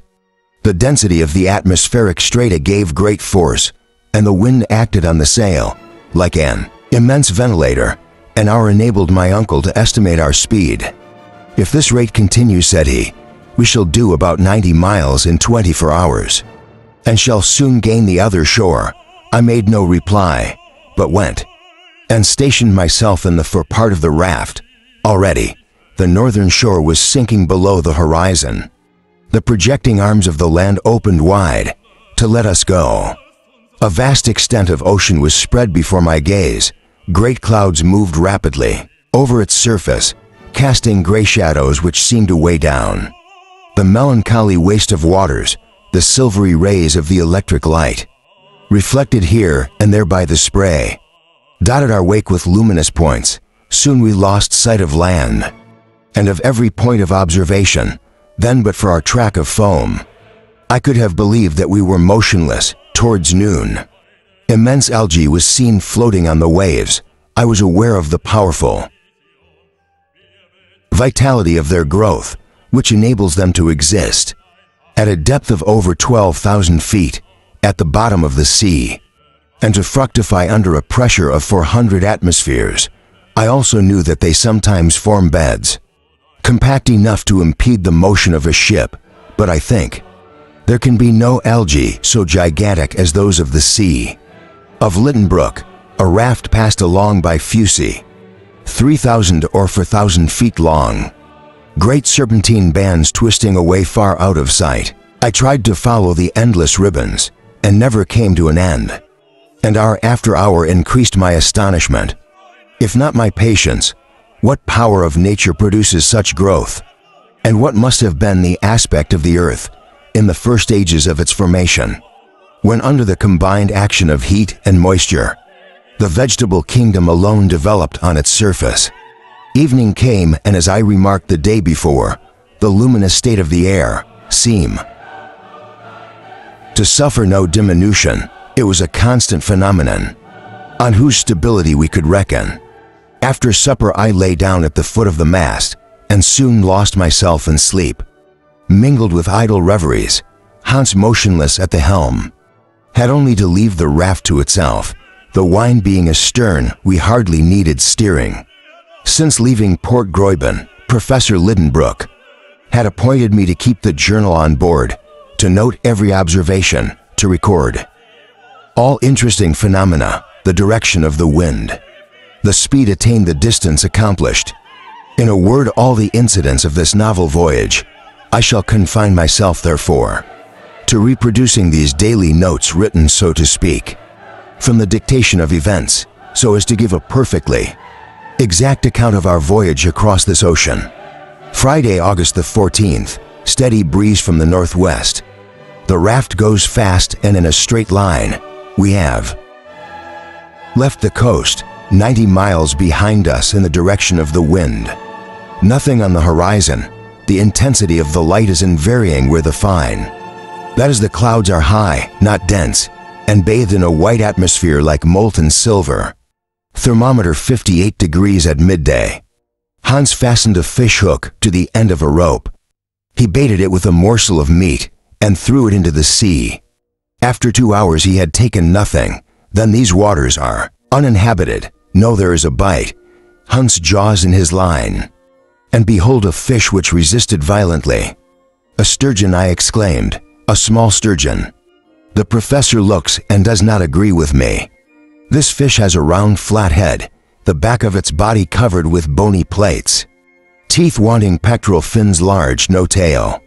The creature belongs to the order where naturalists have placed the sturgeon, but it differs from the sturgeon in very essential points. My uncle, after a short examination, pronounced that this animal belongs to a family which has been extinct for centuries, and of which the Devonian beds alone show fossil remains.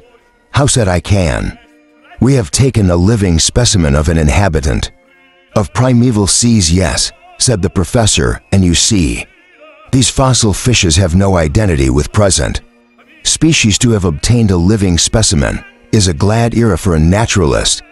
But to what family does it belong? It is a ganoid, one of the Cephalaspidae species.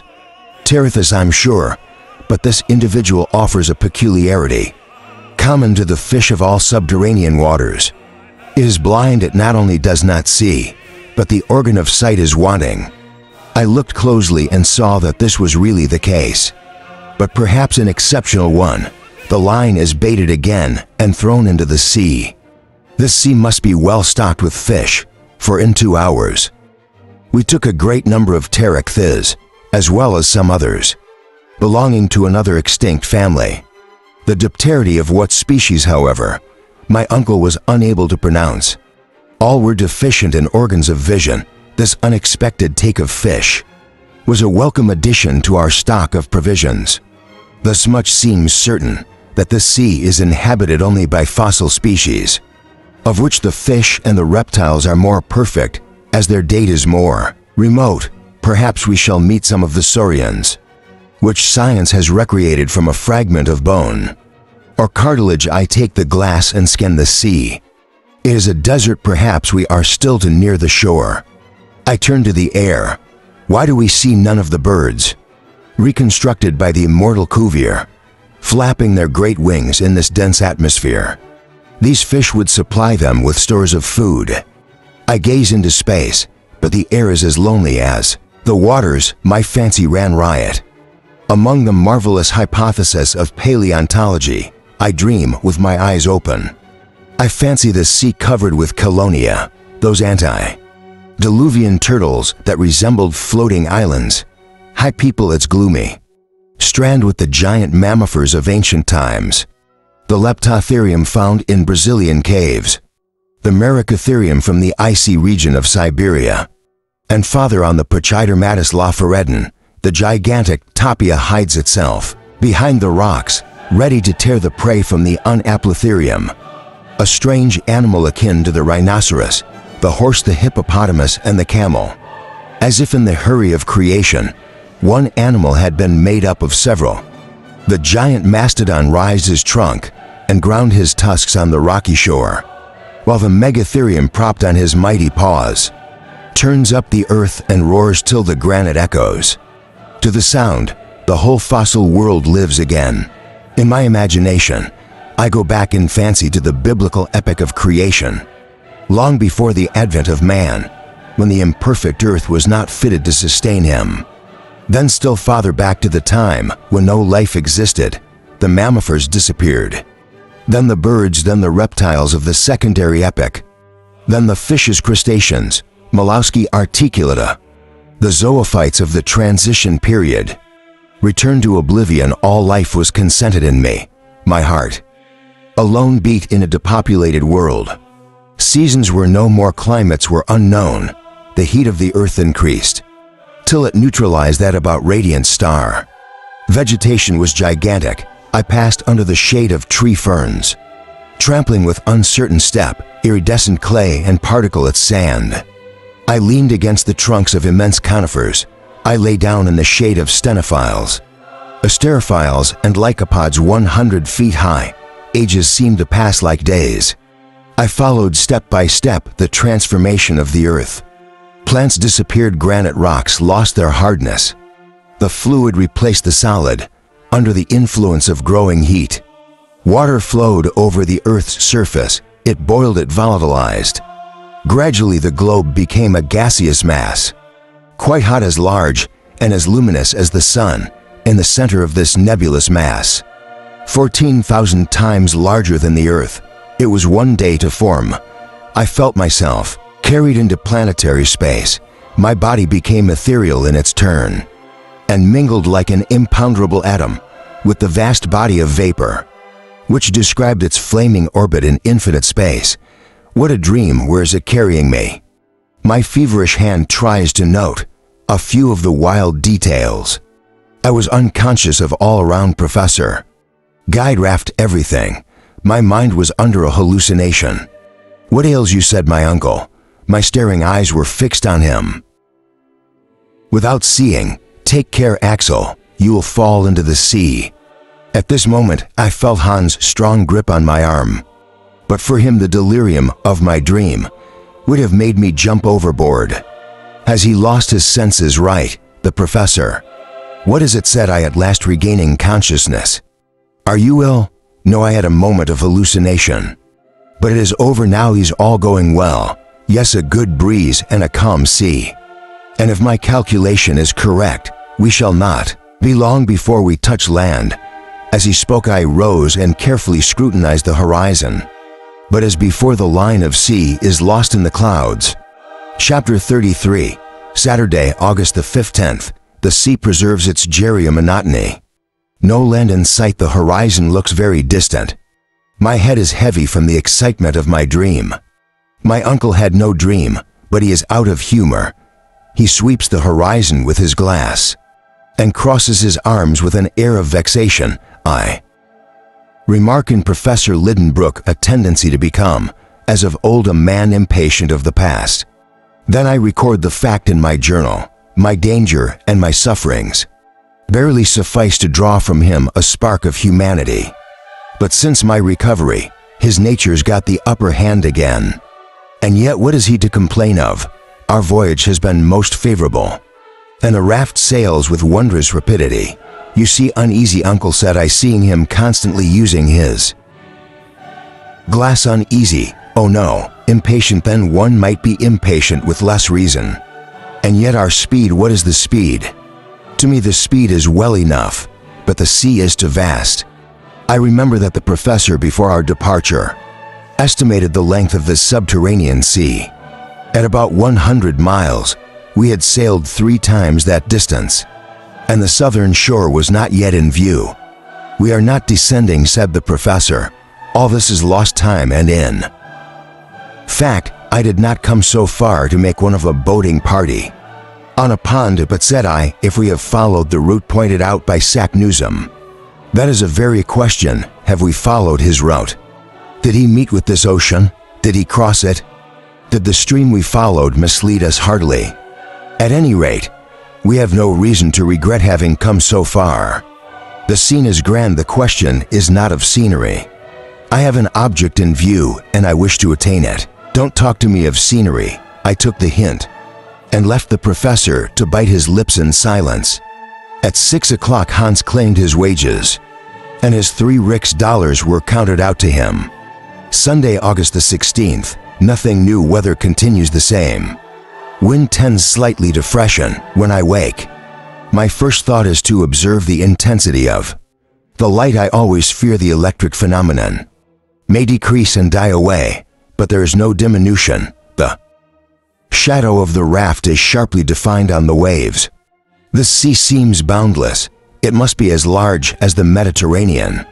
Or even the Atlantic, why not? My uncle has repeatedly taken soundings. He fastened one of our heaviest pickaxes to a long rope and let out to 100 fathoms, no bottom. We had great difficulty in hauling in the line when the axe came up. Hans called my attention to some strongly defined marks. On its surface, it had the appearance of having been strongly compressed between two hard surfaces. I looked at the hunter. "Toita," said he. I did not understand. I turned to my uncle, but he was absorbed. I did not care to disturb him. I came back to my Icelander, who opened and closed his mouth, and I at last understood him. "Teeth," said I with amazement, and looking more closely at the iron bar. Yes, it was certainly teeth that had made that impression. What prodigious power of jaw! Are some of those extinct monsters lying at the bottom of this deep ocean? Monsters more voracious than the shark, more formidable than the whale. My eyes were fascinated to that half-note bar. Is my dream of last night to be realized? These thoughts agitated my mind all day, and my imagination only calmed down after a sleep of several hours' duration. Monday, August the 17th. I'm trying to recollect the peculiar instincts of the antediluvian animals of the secondary period, which, following the mollusca, the crustaceans, and the fish, preceded the appearance of the mammifers on the globe. These monsters were the monarchs of the Jurassic seas of the secondary period, which form the strata of which the Jura Mountains are composed. Nature furnishes them with the most complete organization. What giant forms, what enormous power! The saurians of our day, alligators or crocodiles, the largest and most formidable, or any feeble miniatures of their primeval ancestors. I shudder at the phantoms I have evoked. No human eye has seen their living forms. They appeared on Earth countless ages before man, but their fossil skeletons, found in the calcareous glaze, known as lias, have allowed us to reconstruct them anatomically and to become acquainted with their colossal figures. I have seen in the Hamburg Museum the skeleton of one of these saurians that measured 30 feet in length. Am I destined to behold face to face these representatives of an antediluvian family? No, it is impossible. And yet, the mark of mighty teeth is stamped on that iron bar, and their empress shows that the teeth are conical, like those of the crocodile. I gaze nervously at the sea. I fear to see one of these.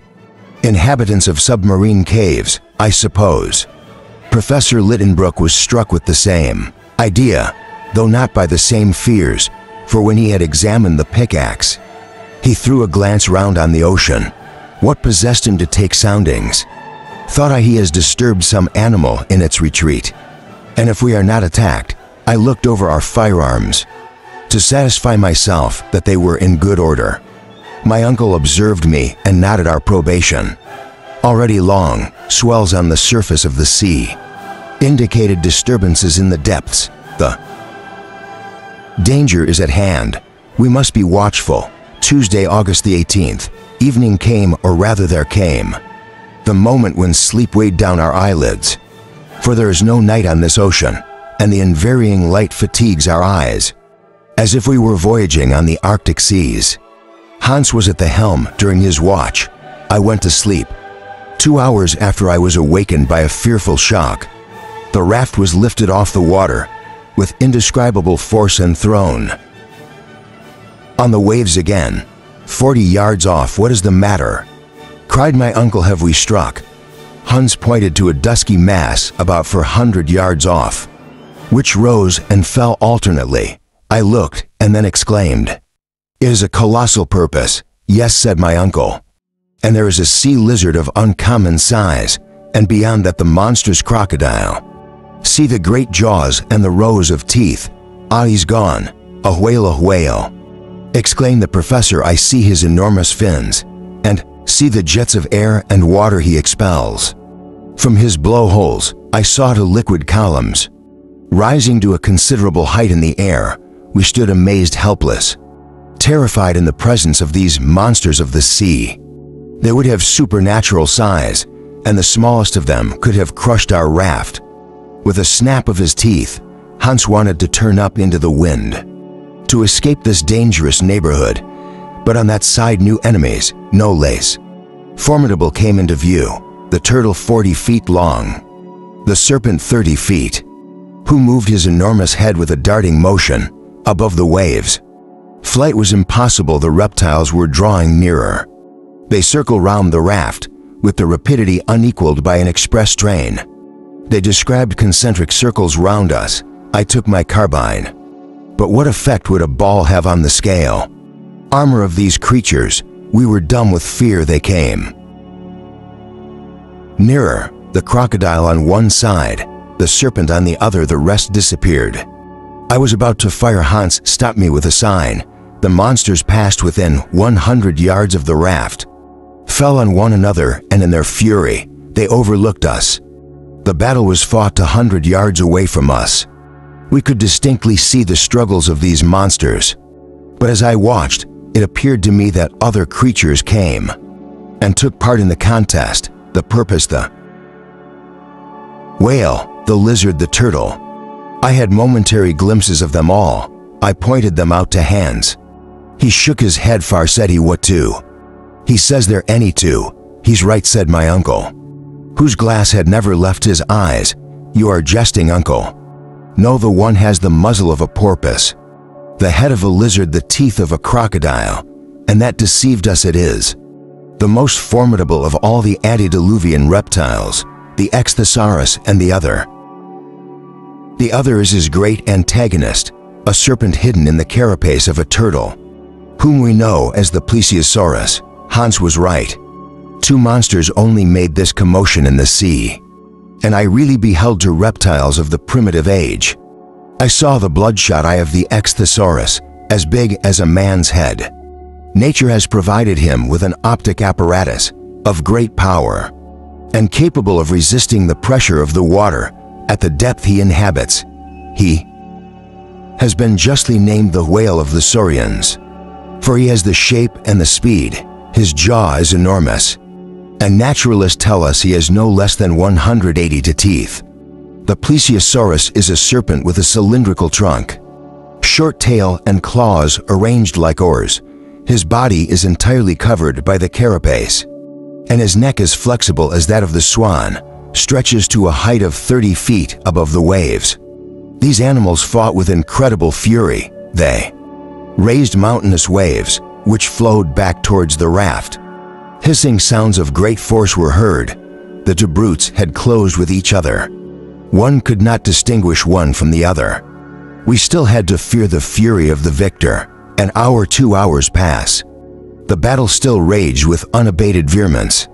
The combatants sometimes veered towards us, and sometimes away from us. We remained motionless, ready to fire. Suddenly the two monsters disappeared, creating a maelstrom in the waters. Some minutes elapsed. Were they fighting it out down below? All at once an enormous head darted up, the head of the plesiosaurus. The great creature is mortally wounded. I could see nothing of his gigantic carapace, only his long neck, which rose and fell, curved and lashed the waters like a mighty whip, and writhed like a divided worm. The water was dashed to a considerable distance. It blinded us.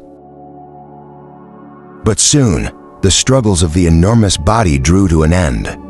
His emotions diminished, his contortions became fewer, and his long, serpent neck lay an inert mass on the calm waves.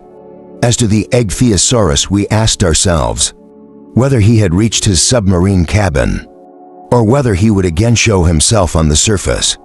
Chapter 34, Wednesday, August the 19th. Fortunately, the wind, which is blowing pretty fresh, has enabled us to make a rapid flight from the scene of the conflict. Hans is still at the helm. My uncle, who had been aroused from his absorbing reflections by the incidents of the struggle, relapsed into his impatient watching of the sea. The voyage is as monotonous as ever, but I should not care to have the dreariness varied at the price of yesterday's dangers. Thursday, August the 20th. Breeze northeast and steady temperature hot. We are going about 9 miles and a half per hour. Towards midday, we heard a very distant sound. I note the fact here, without being able to account for it. It is like a continuous roar. There must be in the distance, said the professor, some rock or island on which the sea breaks. Hans crawled up the mast, but could see no breakers. The ocean is undisturbed as far as the eye can reach. 3 hours pass. The noise assumes the sound of a far-off full of water. I remarked this to my uncle, who shakes his head, but I am convinced I'm right. Are we running towards some cataract, which will precipitate us into an abyss? Such a descent may suit the professor, as it approaches the vertical, but as for me, whatever it is, there must be a few miles off, a phenomenon of a noisy kind. For now we can hear a violent roaring sound. Does it come from sky or sea? I look towards the vapor suspended in the atmosphere and try to estimate its depth. The sky is tranquil. The clouds, which have risen to the roof of the vault, seem motionless, and we are lost in intensity of light. Not there can I find the cause of the phenomenon. Then I turn to the horizon. Now clear and free from mist, its aspect is quite normal. But if this noise comes from a fall or a cataract, or if the waters of this sea fall into a lower basin, if these roarings are produced by a falling mass of water, the current or to increase, and its rate of acceleration may give us the measure of our danger. I tried the experiment. There is no current. The bottle thrown into the water remains unaffected by alt, but the wind. About 4 o'clock, Hans rises, takes a grip of the mast, and goes to the top. Then his eyes wander over the circle of the ocean. At a certain point they stop. No surprise is visible on his face, but his eye is riveted. He sees something, said my uncle. I think so. Hans came down. Then he extended his arm to the south and said, "Down near it, down there," said my uncle. And seizing his glass, he gazed attentively for a minute, which seemed to me an age. Yes, criteria. What do you see? An enormous jet of water rising above the waves. Another marine animal, perhaps. Well then, let us keep her head more to the west, for we have had experience enough of the danger of meeting the antediluvian monsters. No, said my uncle. Let her go. I turned towards Hans. He kept the teller with inflexible steadiness. But I cannot conceal from myself that if, at this distance, which must be 36 miles at the very least, we can discern the column of water he ejects, the creature must be of preternatural size. To fly would only be to obey the dictates of vulgar prudence. But we did not come here to be prudent, so on we went. The narrower we approached, the higher the jet of water became. What monster could imbibe and expel without cessation such a mass of water at 8 o'clock in the evening? We were not 6 miles from him. His enormous body, a dark mountainous mass, lay along the sea like an island. Am I under an illusion? Has fear got the better of me? His length seems to be over 2,000 yards. What great cetacean can it be? Never predicated by Cuvier or Blumenbach, it is motionless. Perhaps asleep, the sea cannot lift it, for the waves break on its flanks. The jet of water, rising 500 feet high, falls again in rain, with a deafening noise, and we are running madly on towards this mighty mass, which 100 whales would not suffice to feed for a day. Terror seized me. I would go no further. I resolved to cut the halyard if necessary. I attacked my uncle, who made no answer. All at once Hans rose, and pointing with his finger to the spot where the danger lay, "Horn," said he. "An island," cried my uncle. "An island," I repeated, shrugging my shoulders. "To be sure it is so." The professor bursting into a laugh. "But the column of water geyser," said Hans, "undoubtedly a geyser like those in Iceland." At first I was annoyed at having mistaken an island for a marine monster, but I cannot help myself and must own my era. It is nothing but a natural phenomenon. As we drew near, the dimensions of the liquid shaft became really grand. The island bears a wonderful resemblance to an immense citation whose head rises 60 feet out of the water. The giza, which in Icelandic signifies fury, rises majestically at its extremity. Muffled sounds of explosion occurred every moment, and the enormous jet rose with greater force, convulsed its canopy of vapor, and leaped up to the lower clouds.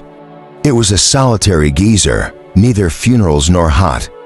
Springs surrounded all, the volcanic force is centered in itself. The rays of the electric light mingled with this dazzling fountain, investing every drop with the hues of the rainbow. "Let us go round the island," said the professor, but we had to be very careful to avoid the falling waters, which would have sunk the raft at a moment. Hans managed with great skill to bring us to the other end of the island. I jumped on the rock, my uncle followed me quickly, but the hunter stayed at his post. Like a man superior to such excitement, we trolled a granite soil mixed with silicious tufa. The ground vibrated beneath our feet like the sides of a boiler. Full of superheated steam, the heat is intense. We came in sight of a small central basin, whence rises the geyser. I immersed our thermometer in the water, which runs away bubbling as it goes, and it marked 133 degrees, said that this water must come from a burning center, contrary to the theory of Professor Lidenbrook. I could not refrain from giving utterance to this. "Remark well," said he, "what does that prove against my doctrine?" "Oh, nothing," said I, perceiving that he was past reasoning with. "Nevertheless, I cannot deny that up to this time we have been singularly fortunate, and that for some reason unknown to me, we have made this voyage under peculiar conditions of temperature. But I look upon it as certain that we must, one time or another, arrive at the region where the central heat attains the greatest point and leaves far behind all the gradations of our thermometers. We shall see, so the professor says. He has given his nephew's name to this volcanic isle and now orders us to re-embark. I stayed a few minutes longer to watch the Giza. I remarked that its jets are irregular. Sometimes the force is diminished, sometimes increased, and I attribute these variations to the fluctuating pressure of the vapors accumulated in the reservoir. At last we start making a circuit by the steep rocks at the southern end. Hans has taken advantage of our halt to repair the raft, but before leaving I took some observation to ascertain the distance we had come, and I note them in my journal. We have made over 800 miles since leaving Port Gräuben, and we reckon that we are under England, 1,800 miles from Iceland. Chapter 35. Friday, August the 21st. Next day, the magnificent geyser was out of sight.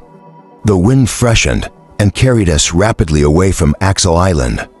The roaring sound died away gradually.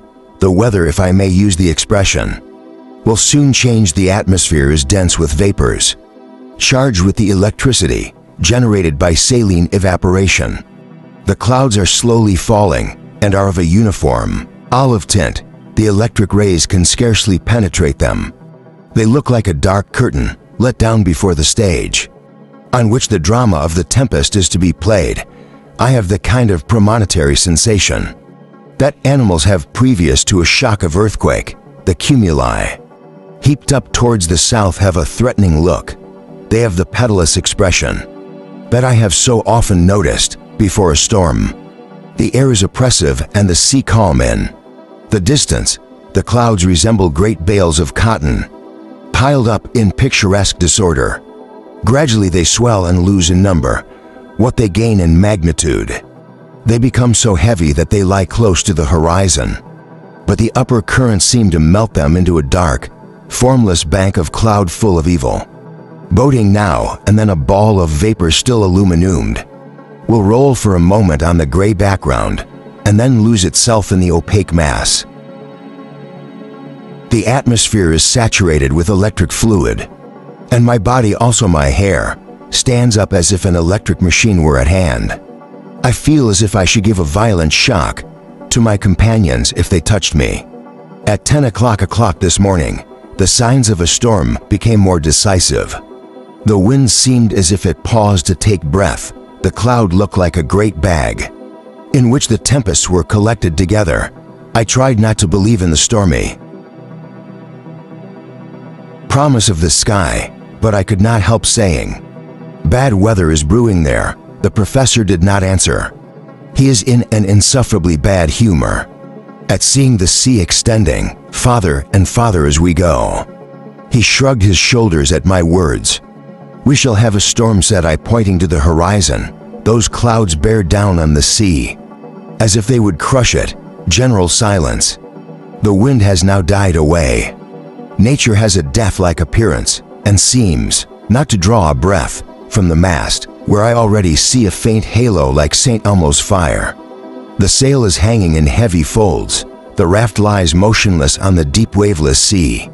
But if we are not stirring, why keep our sail up, and thus run the risk of destruction at the first blast of the storm? "Let us take in the sail and lower the mast," said I. "It would only be prudence, no." "By all the powers," said my uncle 100 times, "no. Let me only behold the rocks of the shore, and I care not if the raft is shivered into 1,000 pieces." He had scarcely said the words when the southern horizon underwent a change. The accumulated vapors descended in rain, and the air rushing in to fill their place produced a hurricane. It came from every quarter of the cavern. The darkness increased. I could do no more than make a few imperfect notes. Suddenly the raft rises, makes a bound. My uncle is thrown down. He takes firm hold of a cable and watches with delight the spectacle of the elements at war. Hans does not stir, his long hair, beaten by the wind and driven across his stolid face, gives him a weird look, for at the end of every hair is a luminous tuft. He looks like an antediluvian man, a contemporary of the egg, Theosaurus and the Megatherium. The mask still survives. The sail swells out like a bubble, on the verge of bursting. The raft spins along with the speed I cannot attempt to estimate. The water rushing past seems to fly faster still. It describes sharp, clear, arrowy lines. The sail, I exclaim, making signs to lower it. "No," said my uncle. "Nay," said Hans, gently shaking his head. "The rain is like a roaring cataract between us and the horizon, to which we are madly rushing. But before it reaches us, the cloud curtain tears apart and reveals the boiling sea. And now the electricity, disengaged by the chemical action in the upper cloud strata, comes into play. Loud claps of thunder, dazzling coruscations, networks of vivid lightnings, ceaseless detonations, masses of incandescent vapor, hailstones like a fiery shower, rattling among our tools and firearms. The heaving waves look like creatures full of interior fire, every crevice darting a little tongue of flame. My eyes are dazzled by the intensity of the light, my ears deafened by the crash of the thunder. I have to hold firmly by the mast, which is bending like a reed before the tornado. Here my notes of the voyage become very fragmentary. I can only find a few fugitive remarks, which appear to have been written almost mechanically. But in their brevity, and even in their obscurity, they bear the impress of the excitement of the time, and portray my feelings better than I could do from memory. Chapter 36. Where are we going? We are carried along with inconceivable rapidity. The night has been appalling, and the storm gives no sign of abating. We live in an atmosphere of deafening sound, a ceaseless thunder. Our ears are bleeding. We cannot hear each other speak. The lightning is incessant. I see flashes which describe a kind of backward zigzag, and after a rapid course seem to return upward, as if they would rive the granite vault above us. If that fault should be rent, what would become of us? Sometimes the lightning is forked, and sometimes takes the form of fiery globes, which explode like so many bombshells, but whose report is lost amid the roar of the elements. The human ear can no longer measure the increment of sound. If all the powder magazines in the world were to blow up, I believe we should fail to perceive the shock the surface of the clouds, is constantly emitting scintillations of electric light. Their molecules seem continually to disengage electricity. The air seems parched and countless jets of water are thrown up into the atmosphere and fall again in foam. Again I ask myself, whether are we tending? My uncle lies stretched at full length on the raft. The heat increases on consulting the thermometer. I find it marks the figures are effaced. Monday, August the 24th, the storm has not ceased. It seems strange that, after any modification in this dense atmosphere, that has not come some definitive change. We are broken down with fatigue. Hans is much as usual. The raft keeps driving to the southeast. We have already made more than 600 miles. Since leaving Axel Island, at midday the hurricane acquired tenfold force. We were obliged to make fast every article of cargo, and also to lash ourselves to the raft. The sea was washing over us for 3 whole days. We had been unable to exchange a syllable.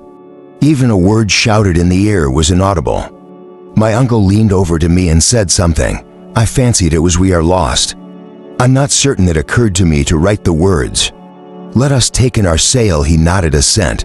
He had scarcely raised his head again when a fiery disk appeared on the edge of the raft. The mast and the sail was swept away together, and I saw them flying at an immense distance above, looking like a pterodactyl, the primeval bird, of whom geologists tell us we were petrified with fear. The great ball, half fiery white, half azure blue, the size of a 10-inch shell, moved slowly, spinning with great velocity. It was now here, now there, up on the timbers of the raft, over on the bag of provisions, and then it glanced lightly down, made a bound, grazed the case of gunpowder horror, which will be blown to atoms. No, the dazzling disk retreated, approached Hans, who stared calmly at it, and then my uncle, who crouched on his knees to avoid it. Then myself, pale and shuddering at the glare and the glow. It gyrated close to my foot, which I was powerless to withdraw. An odor of nitrous gas filled the air. It attacked the throat and lungs. We were all but suffocated. What can it be that hinders me from moving my foot? It feels as if riveted to the raft. I have at the contact of this electric body has magnetized all the iron on board. Our tools, our firearms were stirred, clicking as they touched each other. The nails of my boots had forcibly adhered to a plate of iron, sunk in the timber. I cannot stir my foot at length. By a violent effort I succeed in tearing it away, just as the ball was preparing to strike me. In its next generation, oh what intensity of light the ball bursts, we are covered with jets of flame. Then all was dark. I had just time to discern my uncle, stretched on the raft, Hans motionless at the tiller, and spitting fire, under the influence of the electricity, which pervaded his body again. I exclaim, "Where are we going?" Tuesday, August the 25th. I have just recovered from a prolonged swoon. The lightnings are let loose in the atmosphere. Like a brood of serpents are we still at sea, yes, driving on with incredible swiftness. We have passed under England, under the British Channel, under France, perhaps under all Europe. A new sound greets our ears. Surely the roar of breakers, but in that case. Chapter 37. Here ends what I call my journal on board, which fortunately has been saved from the wreck. I take up my narrative as before. What happened after the raft struck on the rocks? I can scarcely tell. I felt that I was thrown among the breakers, and if I escaped death, if my body was not mangled by the pointed rocks, it was the strong arm of Hans that plucked me from the waters. The courageous Icelander carried me beyond the reach of the waves and laid me on a burning sandy shore, where I found myself side by side with my uncle. Then he returned to the rocks, where the angry sea was dashing, in order to try and save some waves from the wreck. I could not speak. I was worn out with excitement and fatigue. It was more than an hour before I recovered my faculties. Even at this time, A deluge of rain was falling, but with that accumulated force, the betokens the end of the storm. Some rocks piled on, others afforded a shelter from the torrent. Hans prepared some food which I could not touch, and then, exhausted by our 3 nights' watch, we fell into a troubled sleep.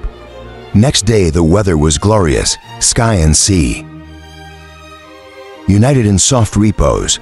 All trace of the tempest was dissipated. Such was the joyful news with which the professor greeted me.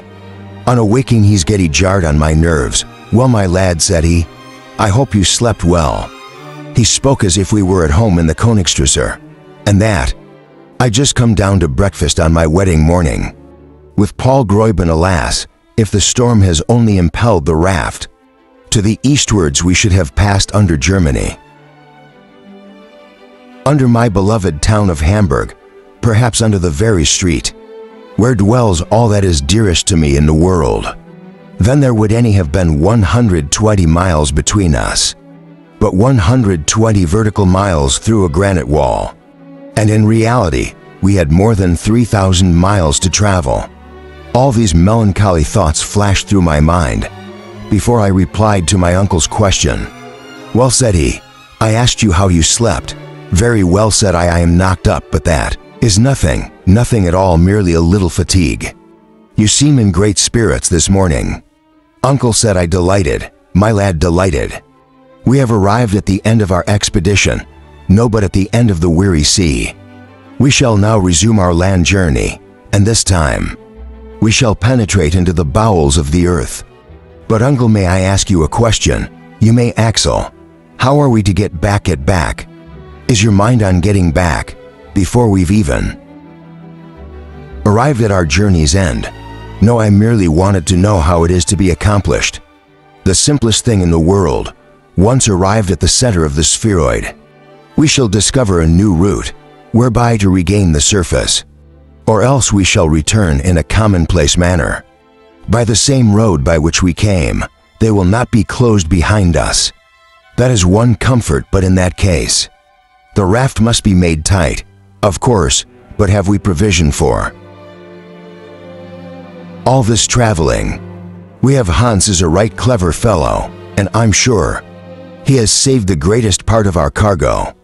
However, come, let us see. We left the windy grotto. I had a hope, which was almost a fear. It seemed to me impossible that anything on board the raft could have survived that terrible landing. I was wrong. When I reached the beach, Hans was in the midst of a mass of objects, arranged in order. My uncle pressed his hand with the liveliest gratitude. This man, whose superhuman devotion is probably without a parallel, had toiled while we slept, and it saved all that was most precious to us, at the risk of his own life. Not that we had not serious losses. Our firearms, for example, but those we could do without. The powder was uninjured, having missed explosion during the storm. "Well," exclaimed the professor, "as the guns are gone, we cannot be expected to go hunting. That is something that is all very well said. But what about instruments? Here is the manometer, the most useful of all, and for which I would have given all the rest. Having that, I can calculate our depth and ascertain when we are at the center. Without it, we should run the risk of coming out at the antibodies." His joking manner appeared to me ferocious. "And the compass," said I, "here it is on the rock quite unharmed. And the chronometer and thermometer. Oh, the hunter is an invaluable fellow." This could not be gainsaid. Not one of our instruments was missing. As to tools and implements, I saw scattered on the sand ladders ropes, pickaxes, matrix, etc. The any remained. "The whittling question and the provisions," said I. "Let me see the provisions," said my uncle. The cases which contained them were lying in a row on the strand, in a perfect state of preservation.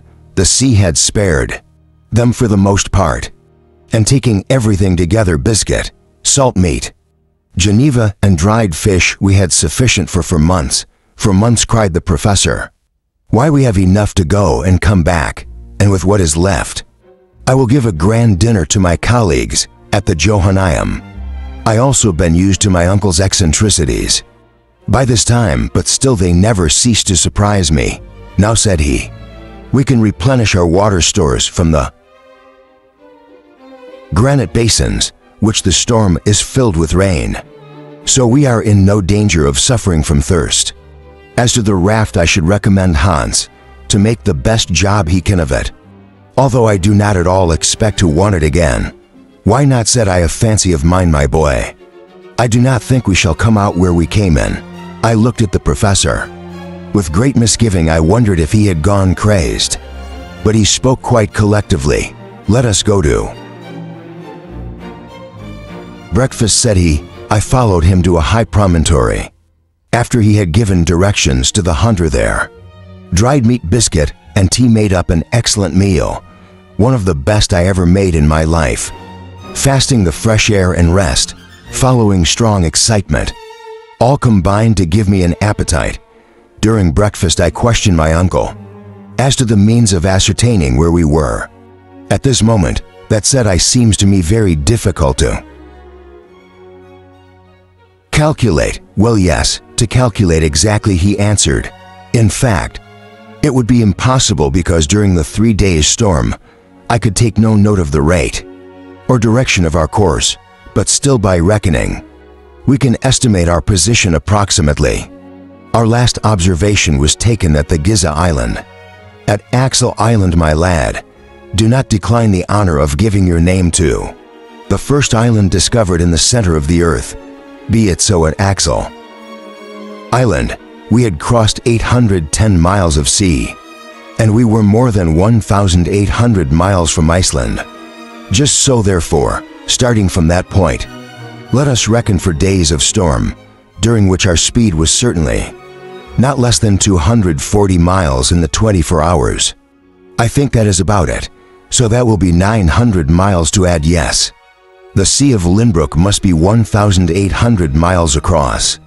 Do you know, Axel, it will rival the Mediterranean. Yes, especially if we have only crossed the breadth, which is quite possible. Another curious thing, said I, if our calculations are correct, the Mediterranean must be just above our heads, really.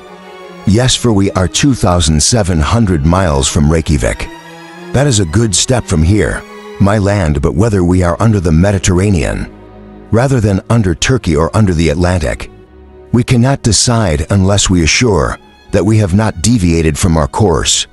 Well, it is easy to ascertain by looking at the compass. Let us go and see. The professor made for the rock on which Hans had arranged the instruments. He was lively, sprightly, rubbed his hands, threw himself into attitudes as he went. He was young again. I followed him, anxious to know if my calculation was correct. Arrived at the rock, my uncle took up the compass, laid it horizontally, and watched the needle, which after a few oscillations settled itself into its place.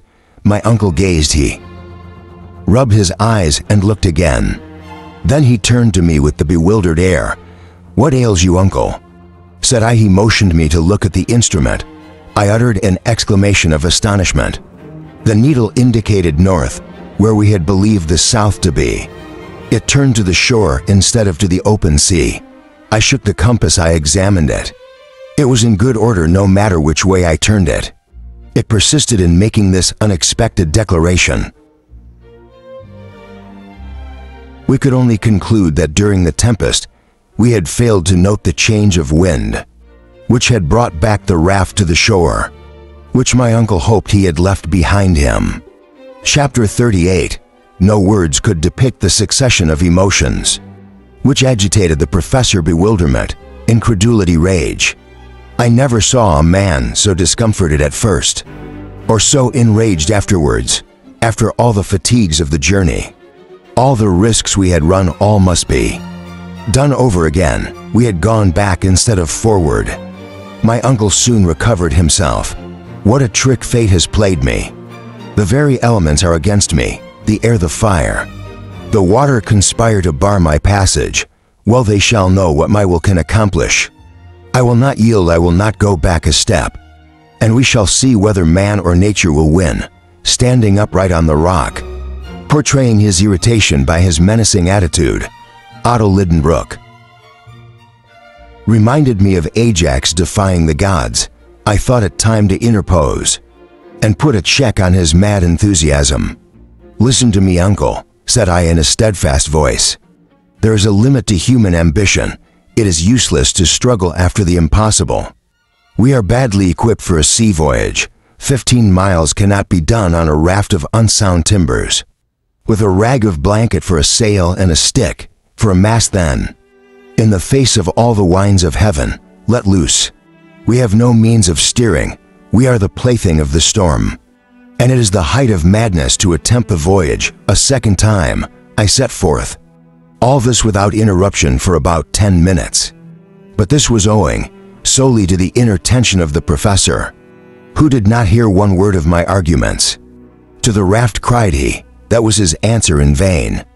I entreated him to desist. In vain I stormed. In vain I spent my strength in warring. Against a will, harder than granite, Hans had just completed his repairs of the raft. It was as if this whimsical being had divined my uncle's plans. With some pieces of Searcher brand, he had strengthened the vessel. A sail was already spread and was flapping in the breeze. The professor gave a few directions to the guide, who immediately put our belongings on board and made everything ready. For a start, the air was pretty clear and the northwest wind held. What could I do? How could I alone make head against these two? Impossible even if Hans had sided with me, but the Icelander seemed to have put away all individual will and taken a vow of abnegation. I could do nothing. With the servant so enslaved to his master, there was nothing for it but to go on. Accordingly, I proceeded to take my usual place on the raft. When my uncle put out his hand to stop me, "We shall not start till tomorrow city," I made a gesture of resignation to everything that might be in store for me.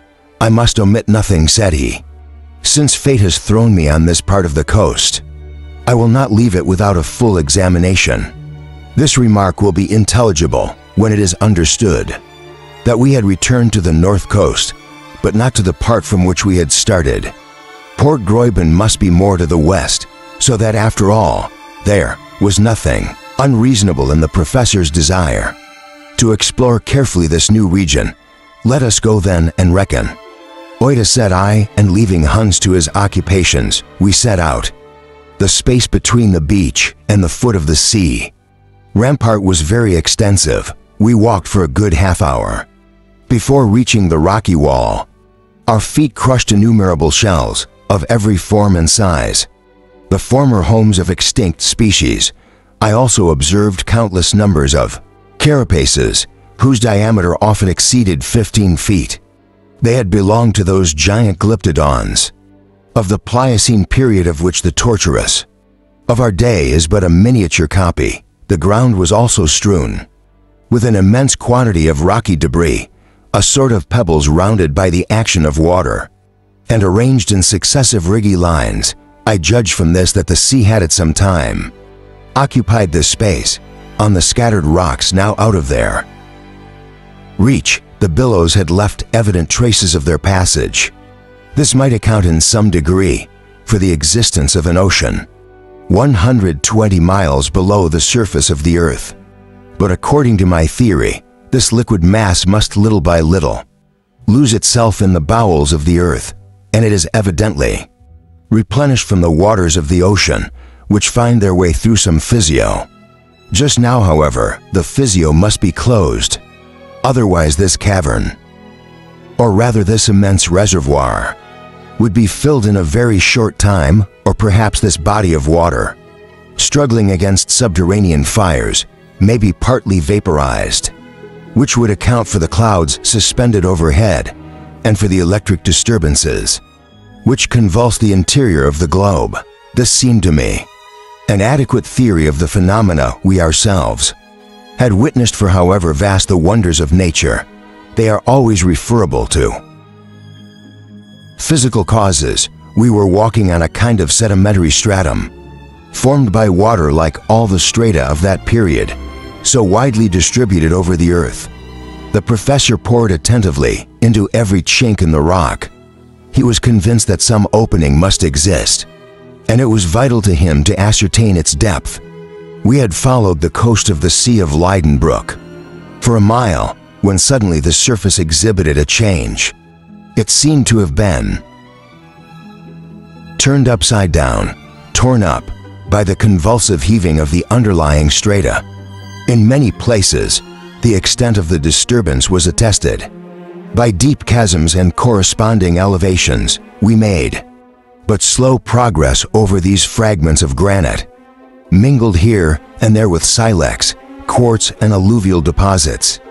When we came inside of a vast plain covered with bones, it was like an immense cemetery, where the generations of 20 centuries mingle. Their dust, piles of remains rose behind each other. In the distance, undulating like a sea towards the horizon, where they were lost in a soft haze, here on an extent of probably 3,000 square miles, was concentrated the whole history of animal life, a history scarcely traceable in the too recent soil of the inhabited world.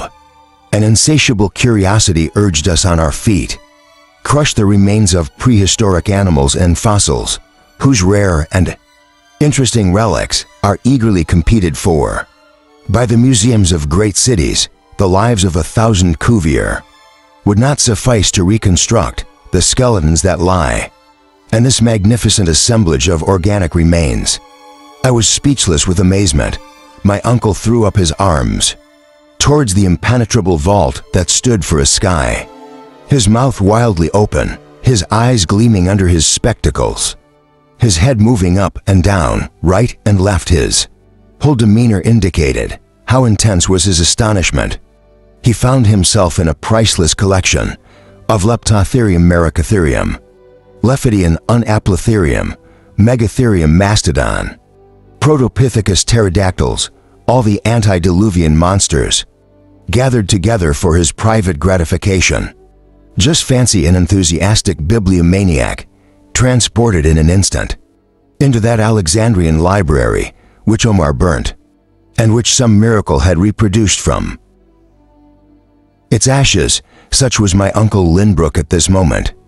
But there came a new phase of astonishment when, hurrying across this organic dust, he seized the skull, and in a voice full of emotion he cried, "Axel, Axel, a human head." "A human head, uncle," said I, equally surprised. "Yes, my lad. Ah, Milne Edwards, haha, cactus. Why are you not here with me to behold it?" Chapter 39. To understand why my uncle invoked these illustrious savants, it should be understood that a fact of great importance in paleontology had been announced some time before we left. On March the 28th, 1863, some workmen, under the direction of Monsieur Boucher, the belt excavating in the quarries of Melanquinho, near a bevel in the department of the Somme in France, had found a human jawbone 14 feet below the surface. It was the first fossil of that kind ever brought to light. Near it were found stone axes and cut flints, clothed by time with the uniform coating of green. This discovery made a great noise not only in France, but in England and Germany. Many learned men of the French Institute, among others Mrs. Milne Edwards and Gutzgravage, took up the matter warmly, proved the incontestable authenticity of the bone in question, and became the ardent partisans of the maxillary process. The landed man of the United Kingdom, who accepted the factors authentic, such as Masses Falconer, Bus Carpenter, etc., was supported by the German Savers, and foremost among these, the warmest enthusiast, was my uncle Leidenbrook. The authenticity of a human fossil of the fourth epoch was thus incontestably established and admitted. The theory, it is true, had an implacable opponent in Monsieur Le de Beaumont. This high authority held at the formation that Mulin Quin-Young did not belong to the diluvium, but to a less remote stratum, and so far in accordance with Cuvier, he denied that the human race was contemporary with the animals of the fourth epoch. My uncle Leidenbrook and the great majority of geologists had maintained the opposite by discussion and controversy, and Monsieur Le de Belmore was left almost alone. On the other side of the argument, all these details were familiar to us, but we were not aware of the progress which the question had made since our departure. Other jawbones identical in species, though belonging to other types and nations, had been found in the light soils of certain caves in France, Switzerland, and Belgium, as well as weapons, utensils, tools, bones of children, youths, men, and aged persons. The existence of man during the fourth epoch was daily confirmed, and this was not all. New remains exhumed from the tertiary Pliocene had enabled still bolder spirits to assign an antiquity even more remote to the human species. These remains, it is true, were not actually human but relics of man's industry. Tibias and thighbones of animals regularly striated, carved so to speak, and which told clearly of human work, thus at a bound. Our species gained many steps on the ladder of time. He took precedence of the mastodon. He became contemporary with the LFS Meridionalis. He dated 100,000 years back, for that is, the figure assigned by the best geologists to the tertiary Pliocene. Such was the state of paleontological science, and the extent of our knowledge of it will account for our attitude as we gaze at this vast ossuary of the sea, of Leidenbrook, and also for the bewilderment of joy with which 20 paces farther my uncle found himself face to face with an individual man of the fourth epoch.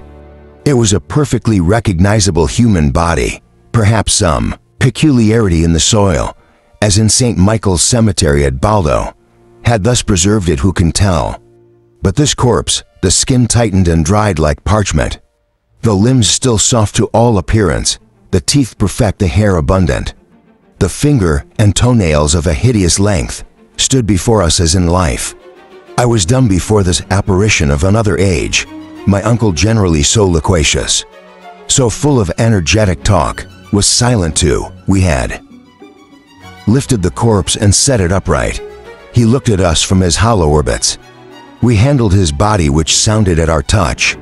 After some minutes of silence, the uncle was superseded by the professor. Otto Lidenbrook, carried away by his ardent temperament, forgot the circumstances of our voyage, the place we were in, the great cavern that held us. No doubt he fancied himself in the Johanneum, standing before his pupils, for he took the lecturer's tone and, addressing an imaginary audience, said, "Gentlemen, I have the honor to introduce you to a man of the fourth epoch. Great savants have denied his existence. Others equally great have maintained it. The St. Thomas of paleontology. Worky here would touch him with the finger and believe. I know how necessary it is for science to be on her guard against discoveries of this kind. I am aware of the contrivances of Barnum and others of the same class to impose on the world of fossil man. I know about the kneecap of Ajax, the pretended body of Orestes, discovered by the Spartans, and the body of Asterius 9 cubits long, of which Pausanias tells us. I have read the reports on the skeleton of Trapani, found in the 14th century, which it was sought to identify as Polyphemus, and the history of the giant, disinterred near Palermo in the 16th century. You also, gentlemen, are acquainted with the analysis made near Lucerne in 1577 of those gigantic bones. The celebrated physician Felix Plateau declared, with those of a giant 19 feet high. I have read eagerly the treatises of Casanio, and all the memoirs, pamphlets, essays, and counter-essays, publish a propos of the skeleton of the Cimbrian king, to Tobacchus the invader of Gaul, exhumed in a gravel pit in Dauphiné in 1613. In the 18th century, I would have contested with Pierre Compay the existence of the pre-Adamites of Schweitzer. I have in my hands the monograph called Jigen. He was my uncle's natural infirmity. He could not, in public, pronounce difficult words without stumbling. The monograph called Jigen. He repeated, he got no further. Giganto nope. The unfortunate word would stick there. How they would have laughed at the Euhenium. gigantosteology. At last he brought it out between two implications, then more fluently than ever. He went on, "Yes, gentlemen, all that is familiar to me. I'm aware that Cuvier and Blumenbach see in these bones simply the remains of the mammoth and other animals of the fourth epoch. But here to doubt would be an insult to science. The body is there, you can see it. Touch it, it is no skeleton, it is a perfect form, preserved for the purposes of anthropology." I had no desire to contribute the assertion. If I could wash it in a solution of sulfuric acid, I could free it from these earthly particles and glistening shells that encrust it, but the precious solvent is wanting. But as he has let him tell us his story, here the professor took the fossil corpse and handled it with the dexterity of a showman. "You see," said he, "it is not 6 feet long, far from giant proportions. As to the race it belongs to, there could be no doubt it is Caucasian, the white race, the race to which we ourselves belong. The cranium of this fossil is ovoid, without projecting cheekbones or protruding jaw. Presents no indication of prognathism, which modifies the facial angle. The facial angle is formed by 2 lines, one more or less vertical, which touches the forehead and the incisors, the other horizontal, passing from the auditory opening to the lower bone of the nasal sinus. The projection of the jaw, which modifies the facial angle, is called in scientific language prognatism. If we measure this angle, we find it almost 90 degrees, but I will go farther with my deductions. I will venture to assert that this specimen of the human race is of the family of J5, which extends from India to the boundary of Eastern Europe. Do not smile, gentlemen. Nobody was smiling, but the professor was used to seeing faces relax during his learned dissertations. Yes, he continued with renewed energy. We have here a fossil man, a contemporary of the monsters who fill this vast amphitheater. As to how he came here, how the layers of debris in which he was embedded came into this vast cabin, I cannot offer a speculation. No one can doubt that during the Quaternary epoch, there was considerable disturbance of the Earth's crust. The gradual cooling of the globe produces gaps, chasms, faults, into which portions of the upper stratum must fall. I assert nothing, but this much is certain.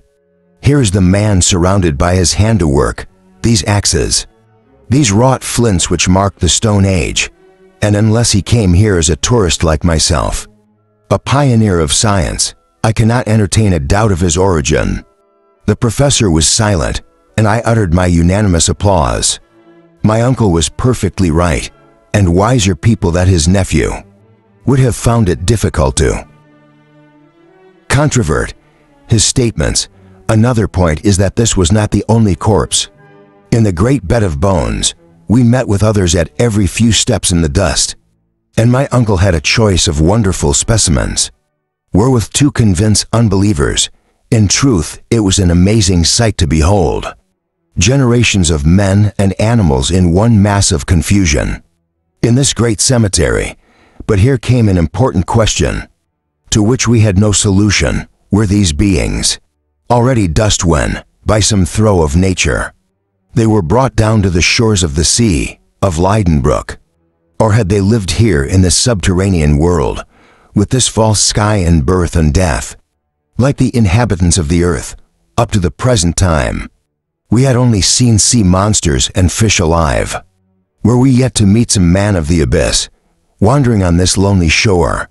Chapter 40. For another half hour, we wandered over these deposits of bones. We pressed on, impelled by intense curiosity. What other wonders would this cabin reveal? What new treasures for science? My eyes were on the watch for surprises, and my mind prepared for any degree of astonishment. The seashore had long been shut out by the hills, formed by the Osuri. The important professor, little dreaming of losing his way, drew me on to a distance. We went on silently, bathed in waves of electric light, by a phenomenon I cannot explain. The light seemed uniformly dispersed, not radiating from any center nor casting any shade. It was as if we were in the summer, noon of the equatorial region. Under the vertical rays of the sun, all vapor had disappeared.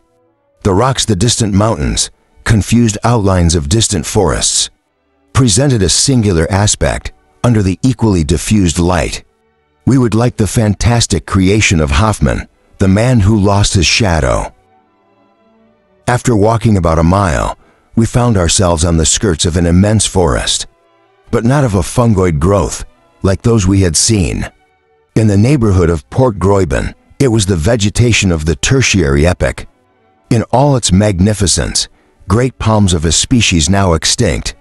Superb palmicites used cypresses, suges represented the conifers, and were interlaced with an impenetrable network of lianas.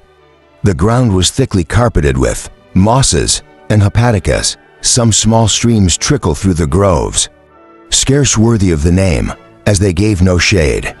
At the sides of the streams grew tree ferns, like those of our hothouses. But color was wanting to trees and shrubs alike, to barge from the vivifying light of the sun. Everything was of a uniform brown or faded tint. The leaves had no greenness, and the flowers themselves, so numerous at that epoch now colorless and scentless, looked as if made of paper and discolored by the action of the air. My uncle ventured into this gigantic labyrinth. I followed not without apprehension. As nature had spread a vegetable banquet, why should we not meet with some of the terrible mammifers? In some openings left by decayed and fallen trees, I saw leguminous plants, and aces and rubias and 1,000 other shrubs, dear to the ruminants of all ages, then blended in one group. I beheld the trees of dissimilar climates, the oak growing beside the palm, the eucalyptus of Australia elbowing the Norwegian pine, the birch of the north mingling its branches with the curry of New Zealand. It would puzzle the most scientific botanist of the upper earth. Suddenly I came to a stop. I held back my uncle.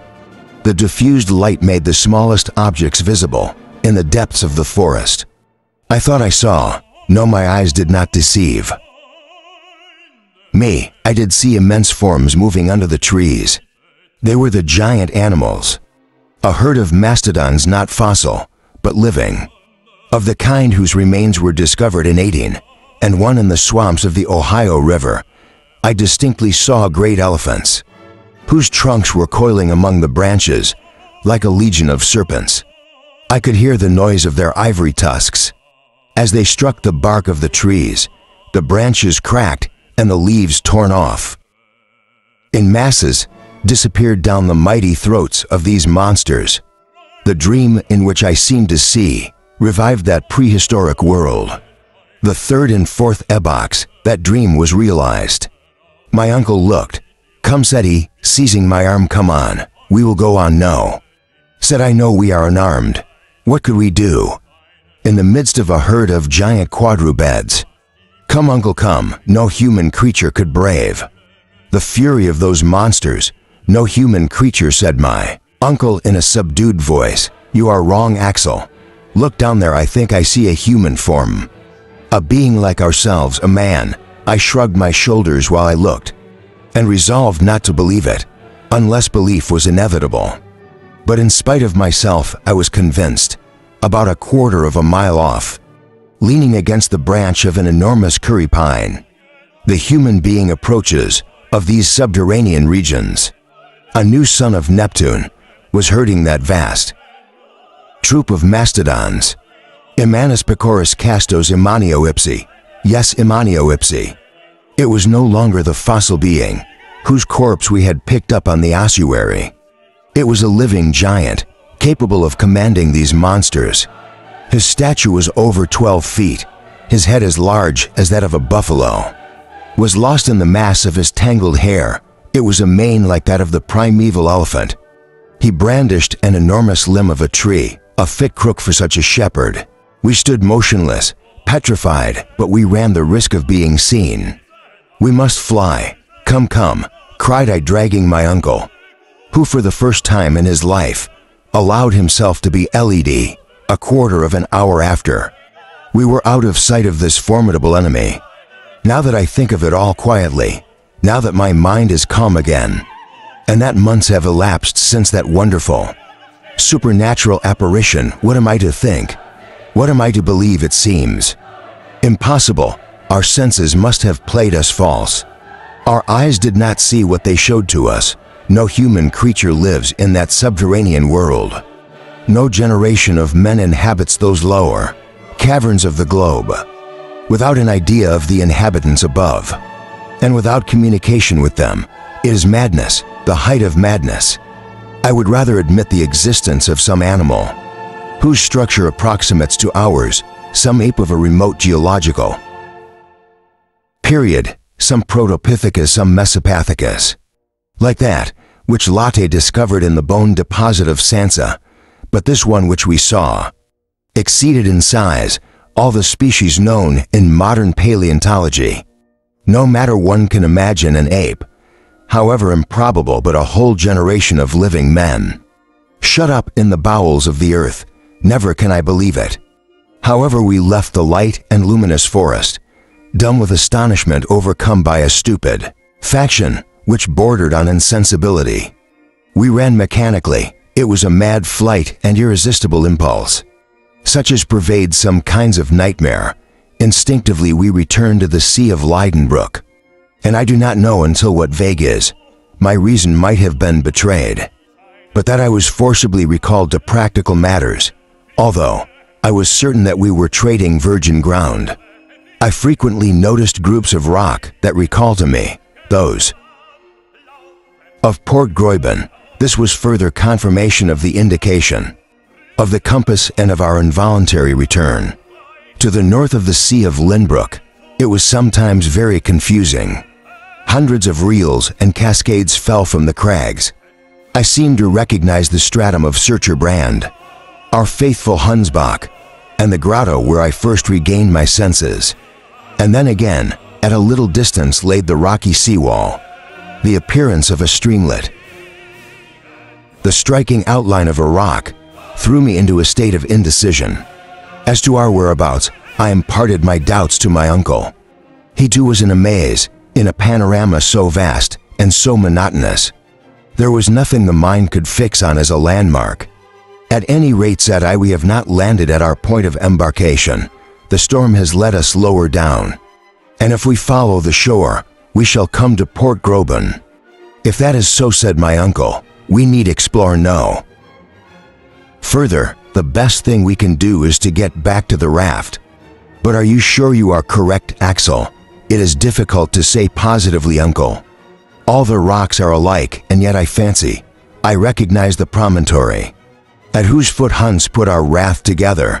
We ought to be near the little port. Unless indeed this is it, added I, scrutinizing the small creek. No, Axel, if that was so we should find our own tracks, and I see nothing of the kind. But I see, said I, darting towards something that shone on the sand. What is it? Look, said I, and I showed my uncle the dagger stained with rust, which I had picked up. Steady now, said he, did you bring this weapon with you? I know indeed, but you not to my knowledge, replied the professor. I never had such a thing in my possession. How strange. Well, no. After all, it is simple enough, Axel. The Icelanders often have boneyards of this kind. Hans must have dropped this one. No doubt it is his. I shook my head. Hans had never had anything of the kind. Is it the weapon, cried I, of some antediluvian warrior, of a living man, a contemporary of the giant herdsman? But no, it does not belong to the Stone Age, nor to the Age of Bronze either. This blade is steel.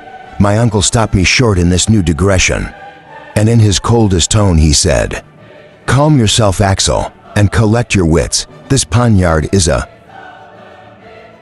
weapon of the 16th century, a true dagger, such as noblemen used to carry in their belt. To give the coup de grace, it belongs neither to you nor me, nor the hunter, nor even to the human beings who may live in the bowels of the earth. Would you venture to say, see? That notch never came from cutting throats. The blade is covered with rust. That dates not from a day, nor a year, nor an age. The professor grew warm as usual when he gave the reins to His imagination, Axel said he. We are on the road to the great discovery. This blade is laying on the sand one.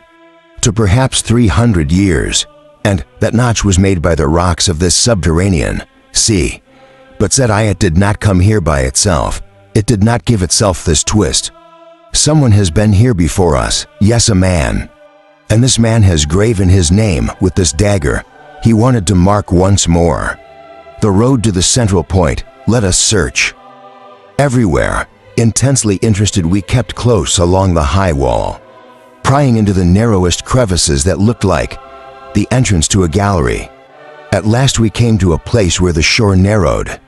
The sea almost washed the foot of the cliff, leaving a passage not more than 6 feet wide between two projecting points of rock. We saw the entrance to a dark tunnel. There, on a block of granite, stood the mysterious letters, half effaced, the initials of the bold traveler. "A.S." cried my uncle. "Arne sag nusum, always Arne sag nusum." Chapter 41. Since the commencement of our travels, I had passed through so many phases of wonder and surprise that I thought nothing could startle me any more, or excited feeling of astonishment. But when I beheld these 2 letters cut 300 years ago, I stood there in a state of bewilderment akin to idiocy. Not only was the signature of the great alchemist before my eyes, but his style. It was in my hands. It would be an unbeliever indeed. Who could doubt the existence of the traveler and the reality of his travels? While these thoughts were racking my brain, the professor went off into dithyrambics. "On Arne Saknusum, wonderful genius," cried he. "You neglected nothing that could open to other mortals the channels through the earth's crust, and your fellow men can follow your traces. After 3 centuries in the depths of these dark caves, you have done everything to enable others to behold these marvels. Your name engraved from stage to stage is an unfailing guide to anyone bold enough to tread in your footsteps, and I believe your autograph will be found at the center of our planet. Well, I too will write my name on this last page of granite, but henceforth, this cape discovered by you near the sea shall be called Cape Saknussemm. That is the substance of what I heard, and my own enthusiasm was rising with his words. The fire seemed to burn in my breast. I forgot everything, the dangers of the voyage and the perils of the return. What another had done, I would dare, and nothing appeared to me impossible. "Forward, forward," I exclaimed as I spoke. I sprang forward toward the dark gallery, when the professor, usually so prone to hasty action, restrained me and advised coolness and patience. "First let us go back to Hans," said he, "and bring the raft round to this point." I bathed with a bad grace and hastened to the beach. Uncle said, "I do know that. Circumstances have been very much in our favor up to now. Do you think so, Axel?" "I do. Why, everything. Even the storm combined to set us in the right track. Blessings on the hurricane. It landed us on the very coast from which fine weather would have carried us far away. Just fancy if our prow, a raft with a prow, had touched the southern shore of the Leidenbrook Sea. What would have become of us? The name of Saknussemm would never have greeted our eyes. We should be wandering on a shore without an outlet. Yes, Axel, there is really some providential guidance which brought us going to the south, back to the north, and to Cape Saknussemm. I must say, it is more than astonishing, and there is something in it that baffles my sagacity to explain. What does it matter, said I. We do not need to account for facts, only to make the most of them. Certainly, my boy, but we are going northward again. We shall pass under the northern most countries in Europe, Sweden, Russia, Siberia. Who knows? Instead of penetrating under the deserts of Africa or the waves of the ocean. And what more do I want to know? Yes, Axel, you are right, and it is all for the best, as we shall leave this horizontal sea, which can lead nowhere. We shall go down and down, always down. Do you know that before we reach the center, "We have only 4,500 miles to travel," said I. "That is not worth mentioning. Let us start at once," we talked on in this mad tone. Till we returned to the Hunter, everything was ready for an immediate start. Every package was on board. We took our stations on the raft, and the sail being hoisted, Hunt steered for Cape Saknussemm. Following the coastline, the wind was not very favorable to a craft that could not sail very close. In some places, we had to resort to poles to assist our progress. Often low submerged rocks compelled us to go far out of our course. At last, after about 3 hours of navigation, that is about 6 o'clock in the evening, we reached a point that offered a good landing place. I leaped on shore, followed by my uncle and the Icelander. The short passage had not calmed my spirits. On the contrary, I proposed burning our ship to cut off all temptation to retreat. My uncle would not hear of it. I thought him very lukewarm. "At any rate, let us lose no time in starting," said I. "Yes," said my uncle, "but as a preliminary, we must examine this new gallery to ascertain whether we must prepare our ladders." My uncle got ready his room corp apparatus. The raft fastened to the shore was left alone.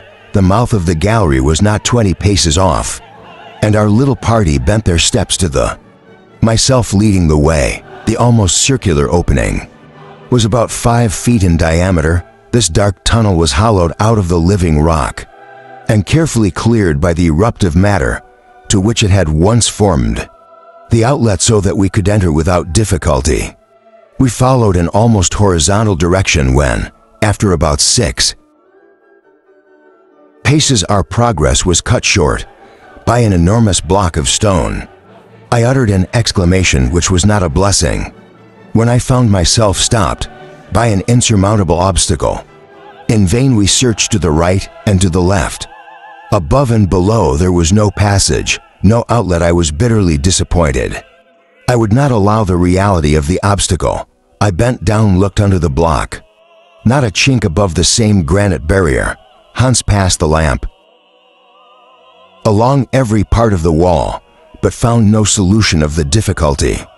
We had no alternative but to abandon all hope of passing. I had seated myself on the ground. My uncle strode up and down the passage. "What did Saknussemm do?" I exclaimed. "Yes," said my uncle. "Was he baffled by this stone barrier?" No, said I with warmth. "This rocky fragment must have suddenly closed. This passage set in motion by some shock or by one of those magnetic phenomena which disturb the crust of the earth. Many years have gone by since the return of Saknussemm and the fall of that block. There can be no doubt that this gallery was once a channel for lava, and that the eruptive matters had a free circulation. Look, there are recent fissures following the granite roof. It is composed of an assemblage of blocks, enormous stones, that are arranged as if a giant had toiled to form it, but some sudden shock has displaced the mass, and as if the keystone of the arch had been dislodged. The falling stones have obstructed all passage. It is a fortuitous obstacle, which Saknussemm did not encounter, and if we do not remove it, we are unworthy to reach the center of the earth." That was my speech. The soul of the professor had passed into me. The spirit of a discoverer pervaded me. I forgot the past, I disdained the future. Nothing existed for me on the face of our planet, in whose bosom I was plunged. Neither town nor country, neither Hamburg nor Königstrasse, nor my poor Greiben, who must think me lost forever in the bowels of the earth. "Well," said my uncle, "with the magic and the pickaxe, let us cut our way, let us break down this war. It is too hard for the pick, cry die. Well then, the magic, too tedious but well, powder. Let us mine and blow up the barrier. Powder, of course," said my Uncle Hans, set to work at once. The Icelander returned to the raft and came back with the pickaxe, wherewith to dig a trench for the powder. It was no easy task. We had to make a hole large enough to contain 50 pounds of gun cotton, whose expensive power is 4 times greater than that of gunpowder. I was in a state of feverish excitement, while Hans was at work. I helped my uncle to prepare a slow match, made of damp powder in a tube of cloth. "We shall pass it," said I. "We shall," said my uncle. At midnight we had finished, the charge of gun cotton was put in, and the slow match was brought along the gallery. To the outside a spark, only, was wanting to set this powerful agent in operation. "Tomorrow," said the professor. There was no help for it. I had to resign myself to wait 6 long hours. Chapter 42, the next day, Thursday. August the 27th, was a notable date in this subterranean voyage. When I think of it, my heart still beats with terror. From that moment our reason, our judgment, our ingenuity went for nothing. We were to be the playthings of the elements. At 6 o'clock we were afoot. The moment was at hand when we were to force a passage through the granite crust by means of powder. I begged to be allowed the honor of setting light to the match. That done, I was to rejoin my companions on the raft, which had not been unloaded. Then we intended to sheer off a little less. The explosion should not confine its effects to the interior of the rocky mass. We reckoned that the match would take about 10 minutes before reaching the chamber where the powder was. I should therefore have time to regain the raft. I prepared to fulfill my part, not without trepidation. After hurried meal, my uncle and the hunter went on board. While I stayed on the beach, I was equipped with a lighted lantern with which to fire the train. "Go now, my lad," said my uncle, "and come back immediately to us." "Never fear," said I. "am not likely to loiter on the way." And I turned my steps to the entrance of the gallery. I opened my lantern, took up the end of the match. The professor held his chronometer in his hand. "Ready," cried he. "Ready." "Well, fire, my boy." I quickly put the match into the flame, which crackled at the contact, and running as quickly as I could, I regained the beach. "Jump on board," said my uncle, "and let us push off." Hans, with a powerful stroke, impelled us from the land. The raft was about 20 fathoms from the shore. It was an exciting moment. The professor watched the hand of the chronometer. 5 minutes more, said he. 4. My pulse beat twice in a second. Crumble the hills of granite. What happened? I do not think I heard the explosion, but the form of the rocks seemed to change before my eyes. They opened like a curtain. Then unfathomable abyss seemed to open on the shore. The sea seemed to become dizzy and only formed one great wave, on whose back the raft rose perpendicularly. We were all three thrown down in less than a second. The light was swallowed up in utter darkness. Presently, I felt our support give way from beneath the raft. First I thought we were falling vertically, but I was mistaken. I thought of speaking to my uncle, but the hoarse roar of the waters would have prevented his hearing me. In spite of the darkness, the shock, the emotion, I was able to understand what had happened. Beyond the block which we had blown up, there was an abyss. The explosion had produced a kind of earthquake in this fissured rock, and now the gulf was laid open, and the sea, changed into a torrent, was carrying us away in its course. I gave myself up for lost. An hour, 2 hours, who knows how much longer passed. Thus we pressed closely together, holding hands so as not to be thrown from the raft. We felt shocks of great violence when the raft touched the wall, but this was rarely, from which I drew the inference that the gallery had widened. Beyond a doubt this was the passage of Socnoism, but instead of traveling along it by ourselves, we had by our imprudence brought a sea along with us. He will be understood that these ideas passed vaguely and darkly through my mind. It was difficult to think at all in this giddy journey, which was so like a fall, judging by the wind that lashed our faces. Our pace must have far exceeded that of the most rapid. Trained to light a torch under these conditions would have been impossible, and our last electric apparatus was broken. At the moment of the explosion, my surprise was great. Therefore, at Seeing a bright light shine out suddenly beside me, the stolid face of Hans was illuminated. The undaunted hunter had succeeded in lighting the lantern, and although its flame flickered almost to extinction, it threw some gleams into the appalling darkness. The gallery was wide as I had judged. The faint light did not allow us to perceive both walls. At a time, the steepness of the waterfall which carried us off was greater than the great cataracts of America. The surface was like a shower of arrows, launched with the utmost force. No comparison can convey my impression. Sometimes caught by an eddy, the raft would veer to the right or left. In its whirling course, when it neared the wall of the gallery, I threw the light of the lantern on the rock and could form an estimate of our speed by the fact that little points of rock seemed to form continuous lines so that we appear to be enclosed in a network of moving threads. I judged our speed to be 90 miles an hour. My uncle and I looked at each other with haggard faces as we clung to the butt of the mast, which was broken short off. At the moment of the catastrophe, we turned our backs to the current of air, so as not to be choked by the rapidity of emotion, which no human power could slacken, but still the hours passed. The situation was unchanged, except for a complication in trying to get our cargo in order.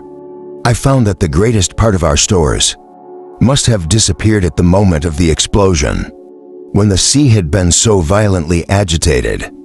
I want to know exactly what we had to rely on, and lantern in hand, I began my investigation of our instruments. Nothing was left but the compass and the chronometer. The ladders and ropes were represented by an end of cable round the remnant of the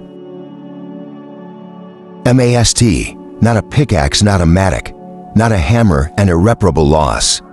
We had provisions only for a day. I searched the interstices of the raft, the crevices formed by the beams and the floor joints. Nothing. Our store consisted of a morsel of dried meat and some biscuits. I stared about me with a stupefied air. I was loath to believe it, and yet what did it matter? If the provisions would have sufficed for months, how were we to escape from the abyss or from the irresistible torrent that was hurrying us down? Why fear the torments of hunger when so many forms of death were presenting themselves? Could we even count on time enough to die of inanition? And yet, by an extraordinary freak of imagination, I overlooked the immediate peril and was overwhelmed with the future, which looked to me so terrible. Besides, it seemed just possible that we might escape the fury of the torrent and regain the surface of the globe. How I know? Not where I cared, not what matter. A chance is a chance, even if it is only 1 to 1,000, while death by hunger left us no ray of hope.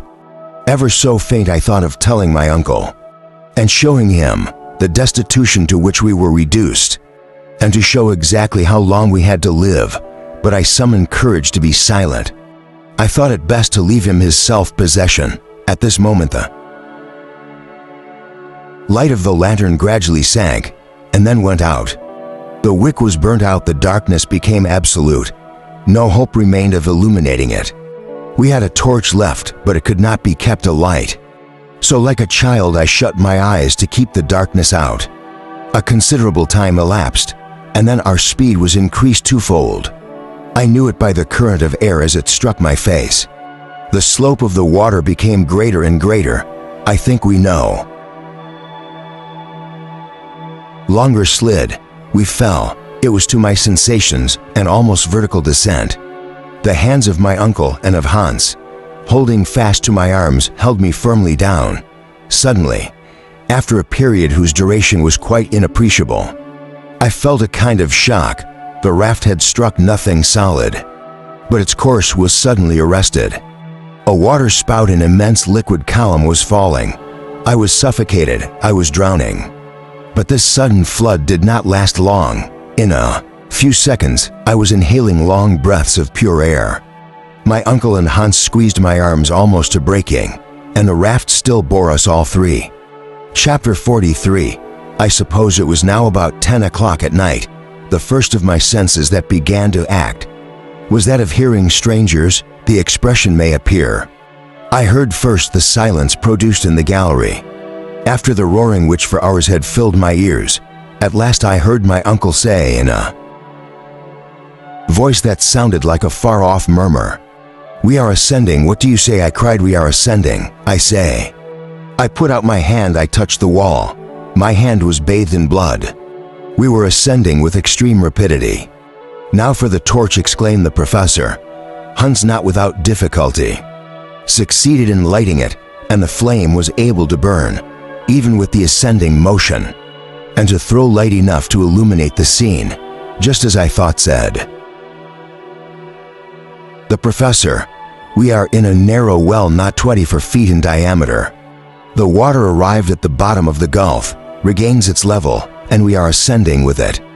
With her I do not know, but we must hold ourselves in readiness for any emergency. We are ascending at the rate of 12 feet per second, say 720 per minute or 9.5 miles per hour. At that rate we shall make some way. Yes, if nothing stops us and if the well has an outlet. But if it is closed, the air will be more and more compressed, and we shall end by being crushed." Axel, said the professor very calmly, "our situation is all but desperate, but there are chances of salvation, and those I contemplate. We may perish at any moment, but at any moment we may be saved. Therefore let us be on the alert to take advantage of any circumstance. What is there that we can do? Recruit our strength by eating." At these words I glanced sadly at my uncle. At last I should have to reveal my secret. "Eat," said I. "Yes," without delay. The professor added some words in Danish. Hans shook his head. "What?" said my uncle. "Our provisions are lost." "Yes, there is all that remains. A piece of dried meat for the three of us." My uncle looked vacantly at me. "Well," said I, "do you still think we may be saved?" My question received no answer. An hour passed. I was suffering the pangs of hunger. My companion suffered also, but none of us would touch the miserable remnant of food. We continued to ascend with extreme rapidity. Sometimes the air cut off our respiration, as happens to aeronauts rising too swiftly, but as they experience cold as they rise, we experienced, on the contrary, an ever-increasing heat. And at this moment, it must certainly have reached 70 degrees. What does this change indicate? Up till now, the facts had confirmed the theories of Davy and of Leidenbrook. Till now, the peculiar conditions of refractory rocks, electricity, and magnetism had modified the general laws of nature and given us a moderate temperature, for the central fire theory still seemed to me the only true or explicable one. Were we hastening towards a medium where these phenomena were developed strictly in accordance with that theory, and in which the heat reduced the rocks to a state of fusion? This fear took hold of me, and I said to the professor, "If we are neither drowned nor crushed, and if hunger does not put an end to us, we have still the chance of being burnt alive." He merely shrugged his shoulders and relapsed into meditation. An hour passed and no change saving the temperature, which kept increasing. At last, my uncle broke the silence. "Come, City, we must make up our minds." "Make up our minds," said I. "Yes, we must recruit our strength.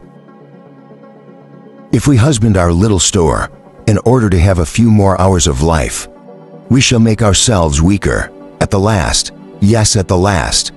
That will be very soon. Well, suppose a chance of safety presented itself, and that a sudden effort was necessary. How shall we have strength for it, if we weaken ourselves by fasting?" "Uncle," said I, "when that bit of meat is gone, what have we?" "Nothing, Axel, nothing, but what good does it do you to devour it? With your eyes, you reason like a being without will or energy. Do you not despair?" cried I, exasperated. "It is coolness." "No," replied to you firmly. "What, you still believe we have a chance?" "Yes, 1,000 times yes. While the heart beats and the flesh palpitates, a creature endowed with will should never give place to despair." What a speech! The man that could utter it under such circumstances was of no ordinary mold. Well, said I, what is your plan? To eat what remains to the last crumb and regain our lost strength. It may be our last meal, it is true, but at least we shall be strengthened to meet our fate. Well, said I, let us fall to. My uncle took the piece of meat and the few biscuits that had escaped the wreck. He divided them into 3 equal portions and distributed them. That gave about a pound of food to each. The professor ate heartily, with a sort of feverish appetite. I ate my portion with loathing rather than relish. In spite of my hunger, Hans took his moderately, tranquilly masticating little mouthfuls, eating with the indifference of a man whom no thought for the future disturbed. He had discovered a good half full of Geneva. He offered it to us, and the vivifying liquor reanimated me a little. For Treflig, said Hans, drinking in his turn. Excellent, rejoined my uncle. Hope revived in me a little, but our last meal was ended. It was now 5 o'clock in the morning. Man is so constituted that his health is a purely negative result. Once the desire for food is satisfied, he scarcely conceives the horrors of starvation. To understand them, he must be suffering them. So in our case, a few mouthfuls of biscuits and meat triumphed over all our past troubles. Still, after our repast, each one gave himself up to his own thoughts. What were the reflections of Hans, this man of the extreme West, possessed with the fatalism of the Orientals? As for me, my thoughts were nothing but memories, and they carried me to the surface of the globe, which I ought never to have left, the home in the Königstrutter. My poor Gräuben, a good Martha, passed before me like dreams, and in the melancholy rumblings that echoed in the rock, I fancied I could hear the hum of cities. My uncle, always busy, was occupied, torch in hand, examining the nature of the formation. He was trying to ascertain our position by observing how the structure were grouped. Such a calculation could any be a very rough one, but a Savile is always a Savile as long as he keeps his self-possession, and Professor Leidenbrock had that faculty. In no common degree, I heard him mutter geological terms.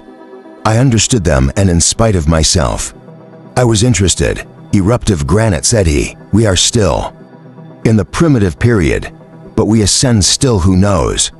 He still hoped he felt along the wall, and in a few minutes later he exclaimed, there's the gneiss, there are the mica schists. Soon we shall come to the transition rocks. And then what did he mean? Could he measure the thickness of the crust, suspended overhead? What means had he of calculating? The manometer was gone, and nothing could supply its place. The temperature rose rapidly, and I felt bathed in a burning atmosphere. The heat was comparable to nothing but the blast from a foundry furnace, where melting is going on. Are we approaching a burning mass? Cried I at a moment when the heat seemed to acquire double intensity. No, said my uncle, it is impossible. And yet, said I, touching the wall, this rock is burning hot. As I spoke, my hand touched the water, and I quickly withdrew it. The water is burning hot too. This time, the professor only replied by an angry gesture. From that moment, I became the victim of a terror I could not shake off. I apprehended a speedy catastrophe, such as the wildest imagination could not have conceived. First, it was a vague idea, which soon changed to certainty in my mind. I repulsed it. It returned with unabated strength. I could not put it into words, but some involuntary observations confirmed my conviction. By the uncertain light of the torch, I remarked some fitful movement of the beds of granite. Something was going to happen in which electricity would play a part. Then this excessive heat, this boiling water. I looked at the compass. It was stationary nowhere. Chapter 44. Yes, it went round and round. The needle turned from pole to pole with abrupt movements, pointed to all the points of the compass, and turned as if touched by vertigo. I was aware that, according to the most generally received theories, the mineral crust of the earth is never in a state of absolute repose. The change is brought about by internal decomposition, the agitation produced by great currents of fluid. The action of magnetism tend to shake it incessantly. Even when the beings scattered on its surface are not aware of any disturbance, this phenomenon, therefore, would not have filled me with terror taken alone, but other facts details, quite sui generis, left me no room to doubt. The sounds of detonations became very frequent. I could only liken them to the sound of a multitude of carriages driven rapidly over a paved street. It was one continuous thunder. Then the revolving compass, disturbed by electric shocks, confirmed my opinion. The mineral crust threatened to break, the granite masses to close in again, the physio to close up, and then poor mortals, we should perish. In the close embrace, Uncle said, we are lost. What new terror has seized you? Said he with amazing calmness. What ails you? What ails me? Look at those heaving walls, the dislocation that is gradually taking place. In the mass, this torrid heat, this boiling water, every sign of an earthquake. My uncle only shook his head gently. An earthquake, said he. Yes, my boy. I think you are mistaken. What? Do you not perceive the signs of an earthquake? No, I expect something better than that. What do you mean, an eruption? Axel, an eruption, said I. Then we are in the outlet of an active volcano. So I think, said the professor, smiling. And perhaps that is the best thing that could befall us. The best thing. Was my uncle mad? What could he mean? Why this unnatural smiling calmness? What, said I? We are caught in an eruption. Fate has thrown us into the track of the burning lava, the rocks of fire, the boiling torrents, all the eruptive materials. We shall be shot up into the air with rocky fragments, amid a rain of cinders and scoria, in a whirlwind of flame. And that is the best thing that can befall us. Yes, said the professor, looking at me over his spectacles. It is our only chance of reaching the surface again. I passed all my ideas rapidly in review. My uncle was perfectly right, and I never saw him more confident or more satisfied than at this moment, as he waited and counted the chances of an eruption. Still we were rising. The night passed in the same ascending movement. The surrounding noises increased. I was all but stifled. I thought my last hour had surely come, and still imagination is such a strange faculty. I gave myself up to a childish curiosity, but I was the slave of my fancies, not their master. It was evident that we were being forced upwards by an eruptive pressure. Under the raft was boiling water, and under these waters are lava mass, a collection of rocks which, on leaving the crater, would be scattered in every direction. We were in the chimney of a volcano, not a doubt of it. But this time, instead of Snar, fell an extinct volcano. It was a volcano in full operation, and I began to speculate what mountain it might be, and on what part of the world we might be vomited forth. Undoubtedly, we were in the north before its derangement. The compass had never varied in that respect. Ever since Cape Saknussemm, we had been carried directly northward. For hundreds of miles had we returned under Iceland. Were we to make our exit by Hekla, or one of the 7 other craters of the island, within a radius of 500 miles to the westward? I recalled only the imperfectly known volcanoes of the north, west coast of America. Eastward, the only one existing, under the 84th parallel of latitude, was the Eskimyan Mayan Island. Not far from Spitsbergen, there was no scarcity of craters, spacious enough to belch forth an army. But what I wanted to know was which one would serve our turn towards morning. The ascending motion was accelerated, the heat increased, instead of diminishing as we approached the surface. But this was a local phenomenon, and due to volcanic influences. The quality of our locomotion was quite certain, in my mind. We were undoubtedly propelled by an enormous force, a force of many thousand atmospheres, produced by the vapors accumulated in the center of the earth, But to what perils this force exposed us! Presently, reddish reflections penetrated the vertical gallery, which began to widen. I perceived to right and left deep passages. Like vast tunnels whence arose thick vapors, tons of flame corrugated as they lit the walls. "Look, look," Uncle cried. Well, said he, "those are sulphurous flames. Quite natural in an eruption. But if they close in upon us—" "But they will not close in upon us. Suppose they stifle us, they will not stifle us. The gallery is widening, and if necessary, we can leave the raft and take refuge in some hollow of the rock. And the water still rising, Axel. There's no more water, only a volcanic pasty fluid, which is carrying us up on its surface to the crater mouth." It was true. The liquid column had given place to eruptive matters. Still dense though boiling, the temperature became insufferable, and a thermometer exposed to this atmosphere would have marked more than 118 degrees. I was bathed in perspiration, but for the rapidity of our upward movement, we should have been suffocated. However, the professor did not put into practice his proposition to abandon the raft, and he was right. Those ill-joined beams gave us a solid foothold, which we could not have found elsewhere. About 8 o'clock in the morning, a novel incident occurred. The ascending movement ceased in an instant. The raft was absolutely motionless. What is it, a star? Shaken by the sudden stoppage as by a shock, "A halt," replied my uncle. "Is the eruption diminishing? I hope not indeed." I rose. I tried to look about me. Perhaps the raft had caught on a point of rock and offered a momentary resistance to the eruptive mass, in which case we must disengage it without delay.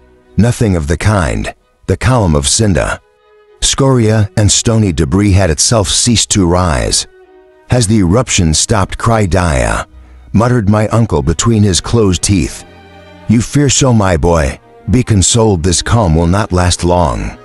5 minutes have already elapsed, and very soon we shall resume our ascent to the mouth of the crater." As he spoke, he continued to watch his chronometer, and he was destined to be right in his prognostication. Soon the raft began to move again, in a rapid but irregular manner, which lasted about 2 minutes, and then stopped again. "Good," remarked my uncle. "In 10 minutes we shall start again." 10 minutes, yes. This is an intermittent volcano. It lets us take breath also. Nothing truer. At the appointed minute, we started afresh with extreme rapidity. We had to cling to the raft to avoid being thrown off. Then the pressure stopped again. I have since reflected on this singular phenomenon without finding any satisfactory solution, but I think it is clear that we were not in the main shaft of the volcano, but in an accessory passage where the countershocks are felt. How often this movement was repeated, I cannot say. I only know that at each succeeding start, the force was greater, and at last, like the force of a projectile. During the intervals of rest, we were stifled, I thought, for a moment of the delight of finding oneself in a Hyperborean region at a temperature of 30 below zero. My overwrought imagination wandered on snowy plains in the Arctic regions, and I longed for the moment when I should roll myself on the frozen ground of the pole. Gradually my senses, weakened by repeated shocks, gave way, but for the protecting arm of Hans, I should more than once have had my head crushed against the granite wall. I have no accurate recollection of what took place. In the hours that followed, I have a confused idea of continuous detonation, of general convulsion, of a gyratory movement of the raft. It rocked on the lava sea in the midst of a rain of ashes. The roaring flames enveloped it. The hurricane, like the blast of a furnace, fed the subterranean fires. The last thing I recall is the face of Hans, lit up by the flames, and I felt like one of those poor wretches, bound to the mouth of a cannon at the moment when the gun is fired, and their dismembered atoms are shot into space. Chapter 45. When I came to myself again and opened my eyes, I felt my waist pressed by the powerful hand of our guide. With the other hand, he supported my uncle. I was not seriously injured, but worn out by exhaustion. I was lying on the slope of a mountain, 2 steps from an abyss into which the least movement would have precipitated me. Hans had saved me from death, while I rolled on the sides of the crater. "Where are we?" said my uncle, who seemed rather put out. At having returned to the surface, the hunter shrugged his shoulders in token of ignorance. "In Iceland," said I. "Nay, what no," cried the professor. "Hans is mistaken," said the first, raising myself, after the innumerable surprises of our voyage. Yet another was in store for us. I expected to see a cone covered with eternal snows, in the midst of the barren wastes of the northern regions, lighted by the pale light of a polar sun up in the higher latitudes. And now, contrary to these provisions, my uncle the Icelander and myself was stretched on a mountainside, dried and burnt up by the heat of the sun, which was even now scorching us. I could not believe my senses. But the roasting process my body was undergoing did not admit of a doubt. We had come out of the crater half naked, and the glorious orb, from whom we had received nothing for 2 months, now lavished upon us his light and heat, and threw around us a flood of radiance. When my eyes grew accustomed to the splendor, I endeavored to correct the error of my imagination. I expected at least to be at Spitsbergen, and I felt it hard to give up the idea. The professor was the first to speak. "After all, it is not like Iceland." "But Jan Mayen," perhaps, said I. "Not even that, my lad. This is no northern volcano, with its granite sides and cap of snow. Still, look, Axel, look above our heads. 500 feet at least was a crater, by which escaped at intervals of a quarter of an hour, with a loud report, a tall column of flame mixed with pumice stones, ashes, and lava. I could feel the convulsive movement of the mountain, which panted like a whale, casting up fire and hot air from its enormous blowholes. Lower down, and on a very steep slope, lay sheets of eruptive matter, covering a declivity 700 or 800 feet in extent, which gave the volcano a height of not quite 18 feet. Its base was lost in a basket-like mass of foliage, among which were distinguishable olives, figs, and vines loaded with rosy grapes, not very like the Arctic regions, certainly. Glancing across this belt of green, the eye was charmed with a lovely lake or sea, which made of this enchanted spot an island, not many miles in extent. Eastward were a few houses, and then a little harbor, on whose blue waves there rode some vessels of peculiar form. Beyond these, groups of islands rose from the liquid plain, so numerous as to resemble a vast anthill, looking towards the west. Distant shores sloped to the horizon. On some, there stood out the lovely outlines of blue mountains. On another, more distant still, they towered a gigantic cone, on whose summit hovered a canopy of smoke. In the north, an immense expanse of water sparkled in the sunlight, dotted here and there with tops of masts or the curves of a swelling sail. The beauty of the scene was multiplied 100-fold by our entire unpreparedness for anything of the kind. "Where are we? Where are we?" I kept muttering to myself. Hans closed his eyes and was indifferent. My uncle gazed vacantly before him. At last he remarked, "Whatever mountain this is, it is rather warm quarters. The eruption is going on, and it will be a pity to have escaped a volcano, to be crushed by a boulder. Let us go down, and then we shall find out all about it. Besides, I am dying of hunger and thirst." Certainly, the professor was not of a reflective turn of mind. For my part, one was insensible to hunger or fatigue, and would have remained there for hours longer. But of course I had to follow my companions.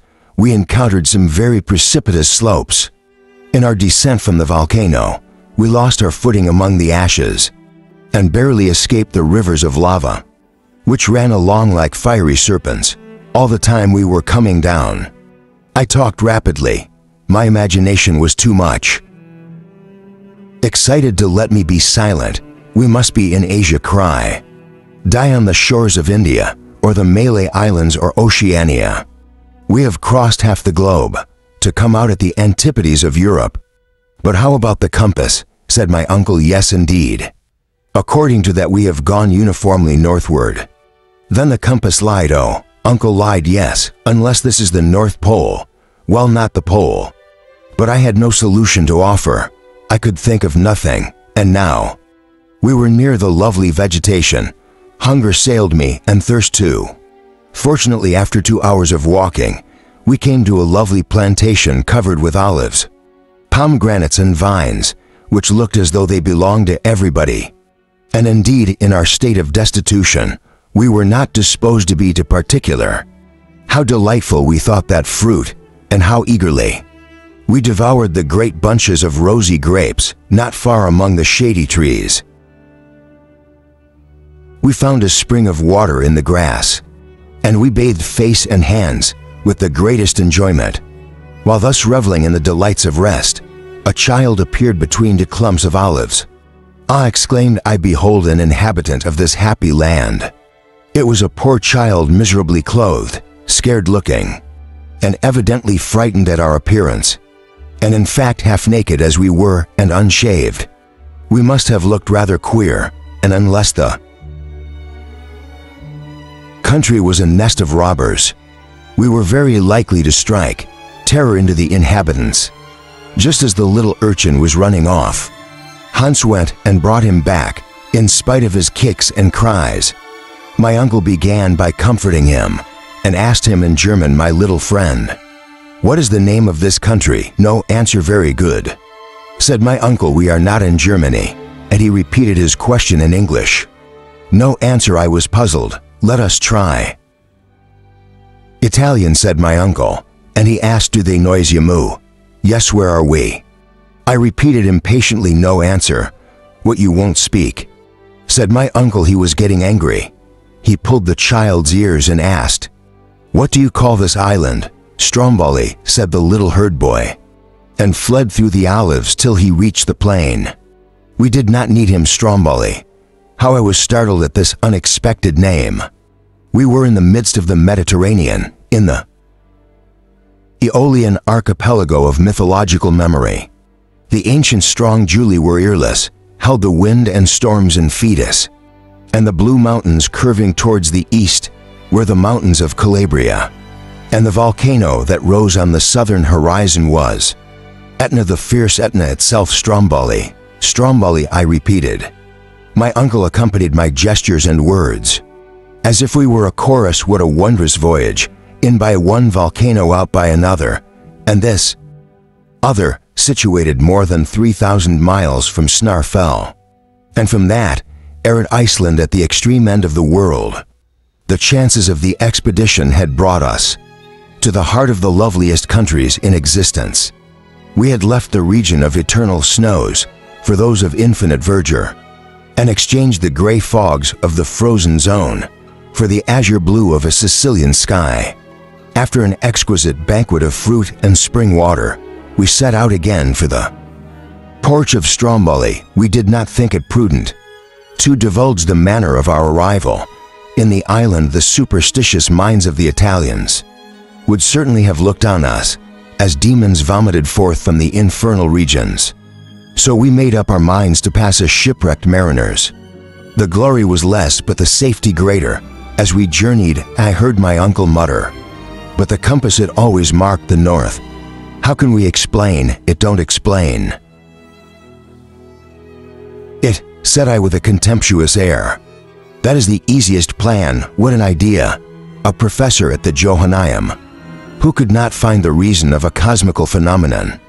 It would be a scandal. And as he spoke, my uncle, half naked as he was, girt with his leather and belt and spectacles on nose, was once more the professor of mineralogy. An hour after leaving the olive wood, we arrived at Port San Vincenzo, where Hans claimed the pay for his 13th week of service, which was paid to him with hearty goodwill. At this moment, if he did not participate in our emotion, he gave way to an expansion very unusual to him. With the tips of his fingers, he lightly pressed our hands and broke into a smile. Chapter 46. Here hands a story to which no credence will be given, even by those who are astonished at nothing. But I am forearmed against human incredulity. We were received by the fishermen of Stromboli with the attention due to shipwrecked travelers. They clothed and fed us on August 31st after delay of 48 hours. We set sail in a Sperinar for the port of Messina, where a few days of rest made us forget our fatigues. On Friday, September the 4th, we embarked on board the Voltune, one of the mail packets of the Massager and Burial of France, and 3 days later landed at Marseille, having only one drawback to our satisfaction, namely our mysterious compass. This inexplicable phenomenon worried me greatly. On September the 9th, late in the evening, we arrived in Hamburg. I will not attempt to describe the amazement of Martha, or the joy of Gräuben. Now that you are a hero, said my beloved. You will not want to leave me again, Axel. I looked at her. She smiled through tears. The return of Professor Leidenbrock, I need not say, made a sensation in Hamburg, owing to Martha's imprudent talk. Everybody had heard of his journey to the center of the earth. Nobody believed it, and now that he had come back, they believed it less than ever. Still, the appearance of Hans, and some reports received from Iceland, were not without effect on public opinion. And thus my uncle became a great man, and I became the nephew of a great man, which is something. Hamburg gave a fete in our honor. A public meeting was held in the Johanneum, and my uncle related the history of the expedition, only omitting the facts about the compass. The same day he deposited in the archives of the city the document of Saknussemm, and recorded his regret that circumstances stronger than his will had prevented him from following to the center of the earth the footsteps of the Icelandic traveler. He was modest as to his achievement, and thereby increased his reputation. So much honor, of course, raised up enemies, and as his theories based on certainties were opposed to scientific systems. On the question of central fire, he was engaged by tongue and pen in controversy with the Sabbath of every country. For my part, I cannot admit the theory of cooling. In spite of all I have seen, I still cling to the doctrine of central fire. But I do not deny that certain circumstances, only dimly defined as yet, may cooperate with natural phenomena to modify this law. While these questions were fermenting in the public mind, my uncle had a great trial. Hans had left Hamburg in spite of his entreaties. The man to whom we owed everything would not allow us to pay our debt. He was the victim of homesickness. Farewell, said he one day. And with that little word about you, he set out for Iceland, where he arrived safely. We were deeply attached to our brave duck hunter. Even in absence, he will never be forgotten by the man whose lives he saved, and I certainly will see him again before I die. In conclusion, I ought to add that this voyage to the center of the earth made a great noise in the world. It was printed and translated into all languages. The leading journals extracted the principal episodes, which excited comment, discussion, and attack, sustained with great animation. In the believing and unbelieving camps, my uncle had the rare felicity of being famous during his life, and Barnum himself proposed to exhibit him in the United States on very handsome terms. Still, amid all this glory, there was an annoyance. I may say a torment. It was the one inexplicable fact. The compass, to a man of science, such a phenomenon, unexplained, is a mental torment. But my uncle was destined to be made entirely happy one day. In arranging a collection of minerals in his study, the well-known compass caught my eye, and I took a glance at it.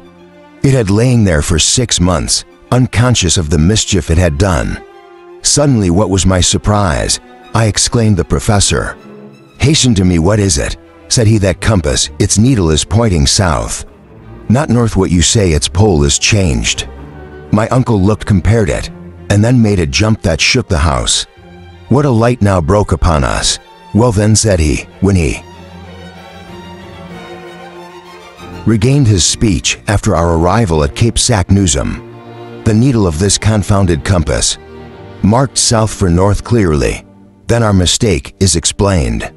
What could have produced the change of polarity? I think that is easy to explain. Said I during the storm on the Sea of Lidenbrook. That fireball that magnetized all the iron in the raft disorganized our compass, huh? Ha ha. Laughed the professor. Then it was a prank of electricity. From that day my uncle was the happiest of sages, and I the happiest of men. For my lovely Philonda's abdicating her position of pupil was installed in the Königstrasse, a house in double quality of niece and wife. I need not add that her uncle was the illustrious Professor Otto Lidenbrook, corresponding member of all the scientific societies, geographical and mineralogical, in the 5 quarters of the globe. Audible hopes you have enjoyed this program.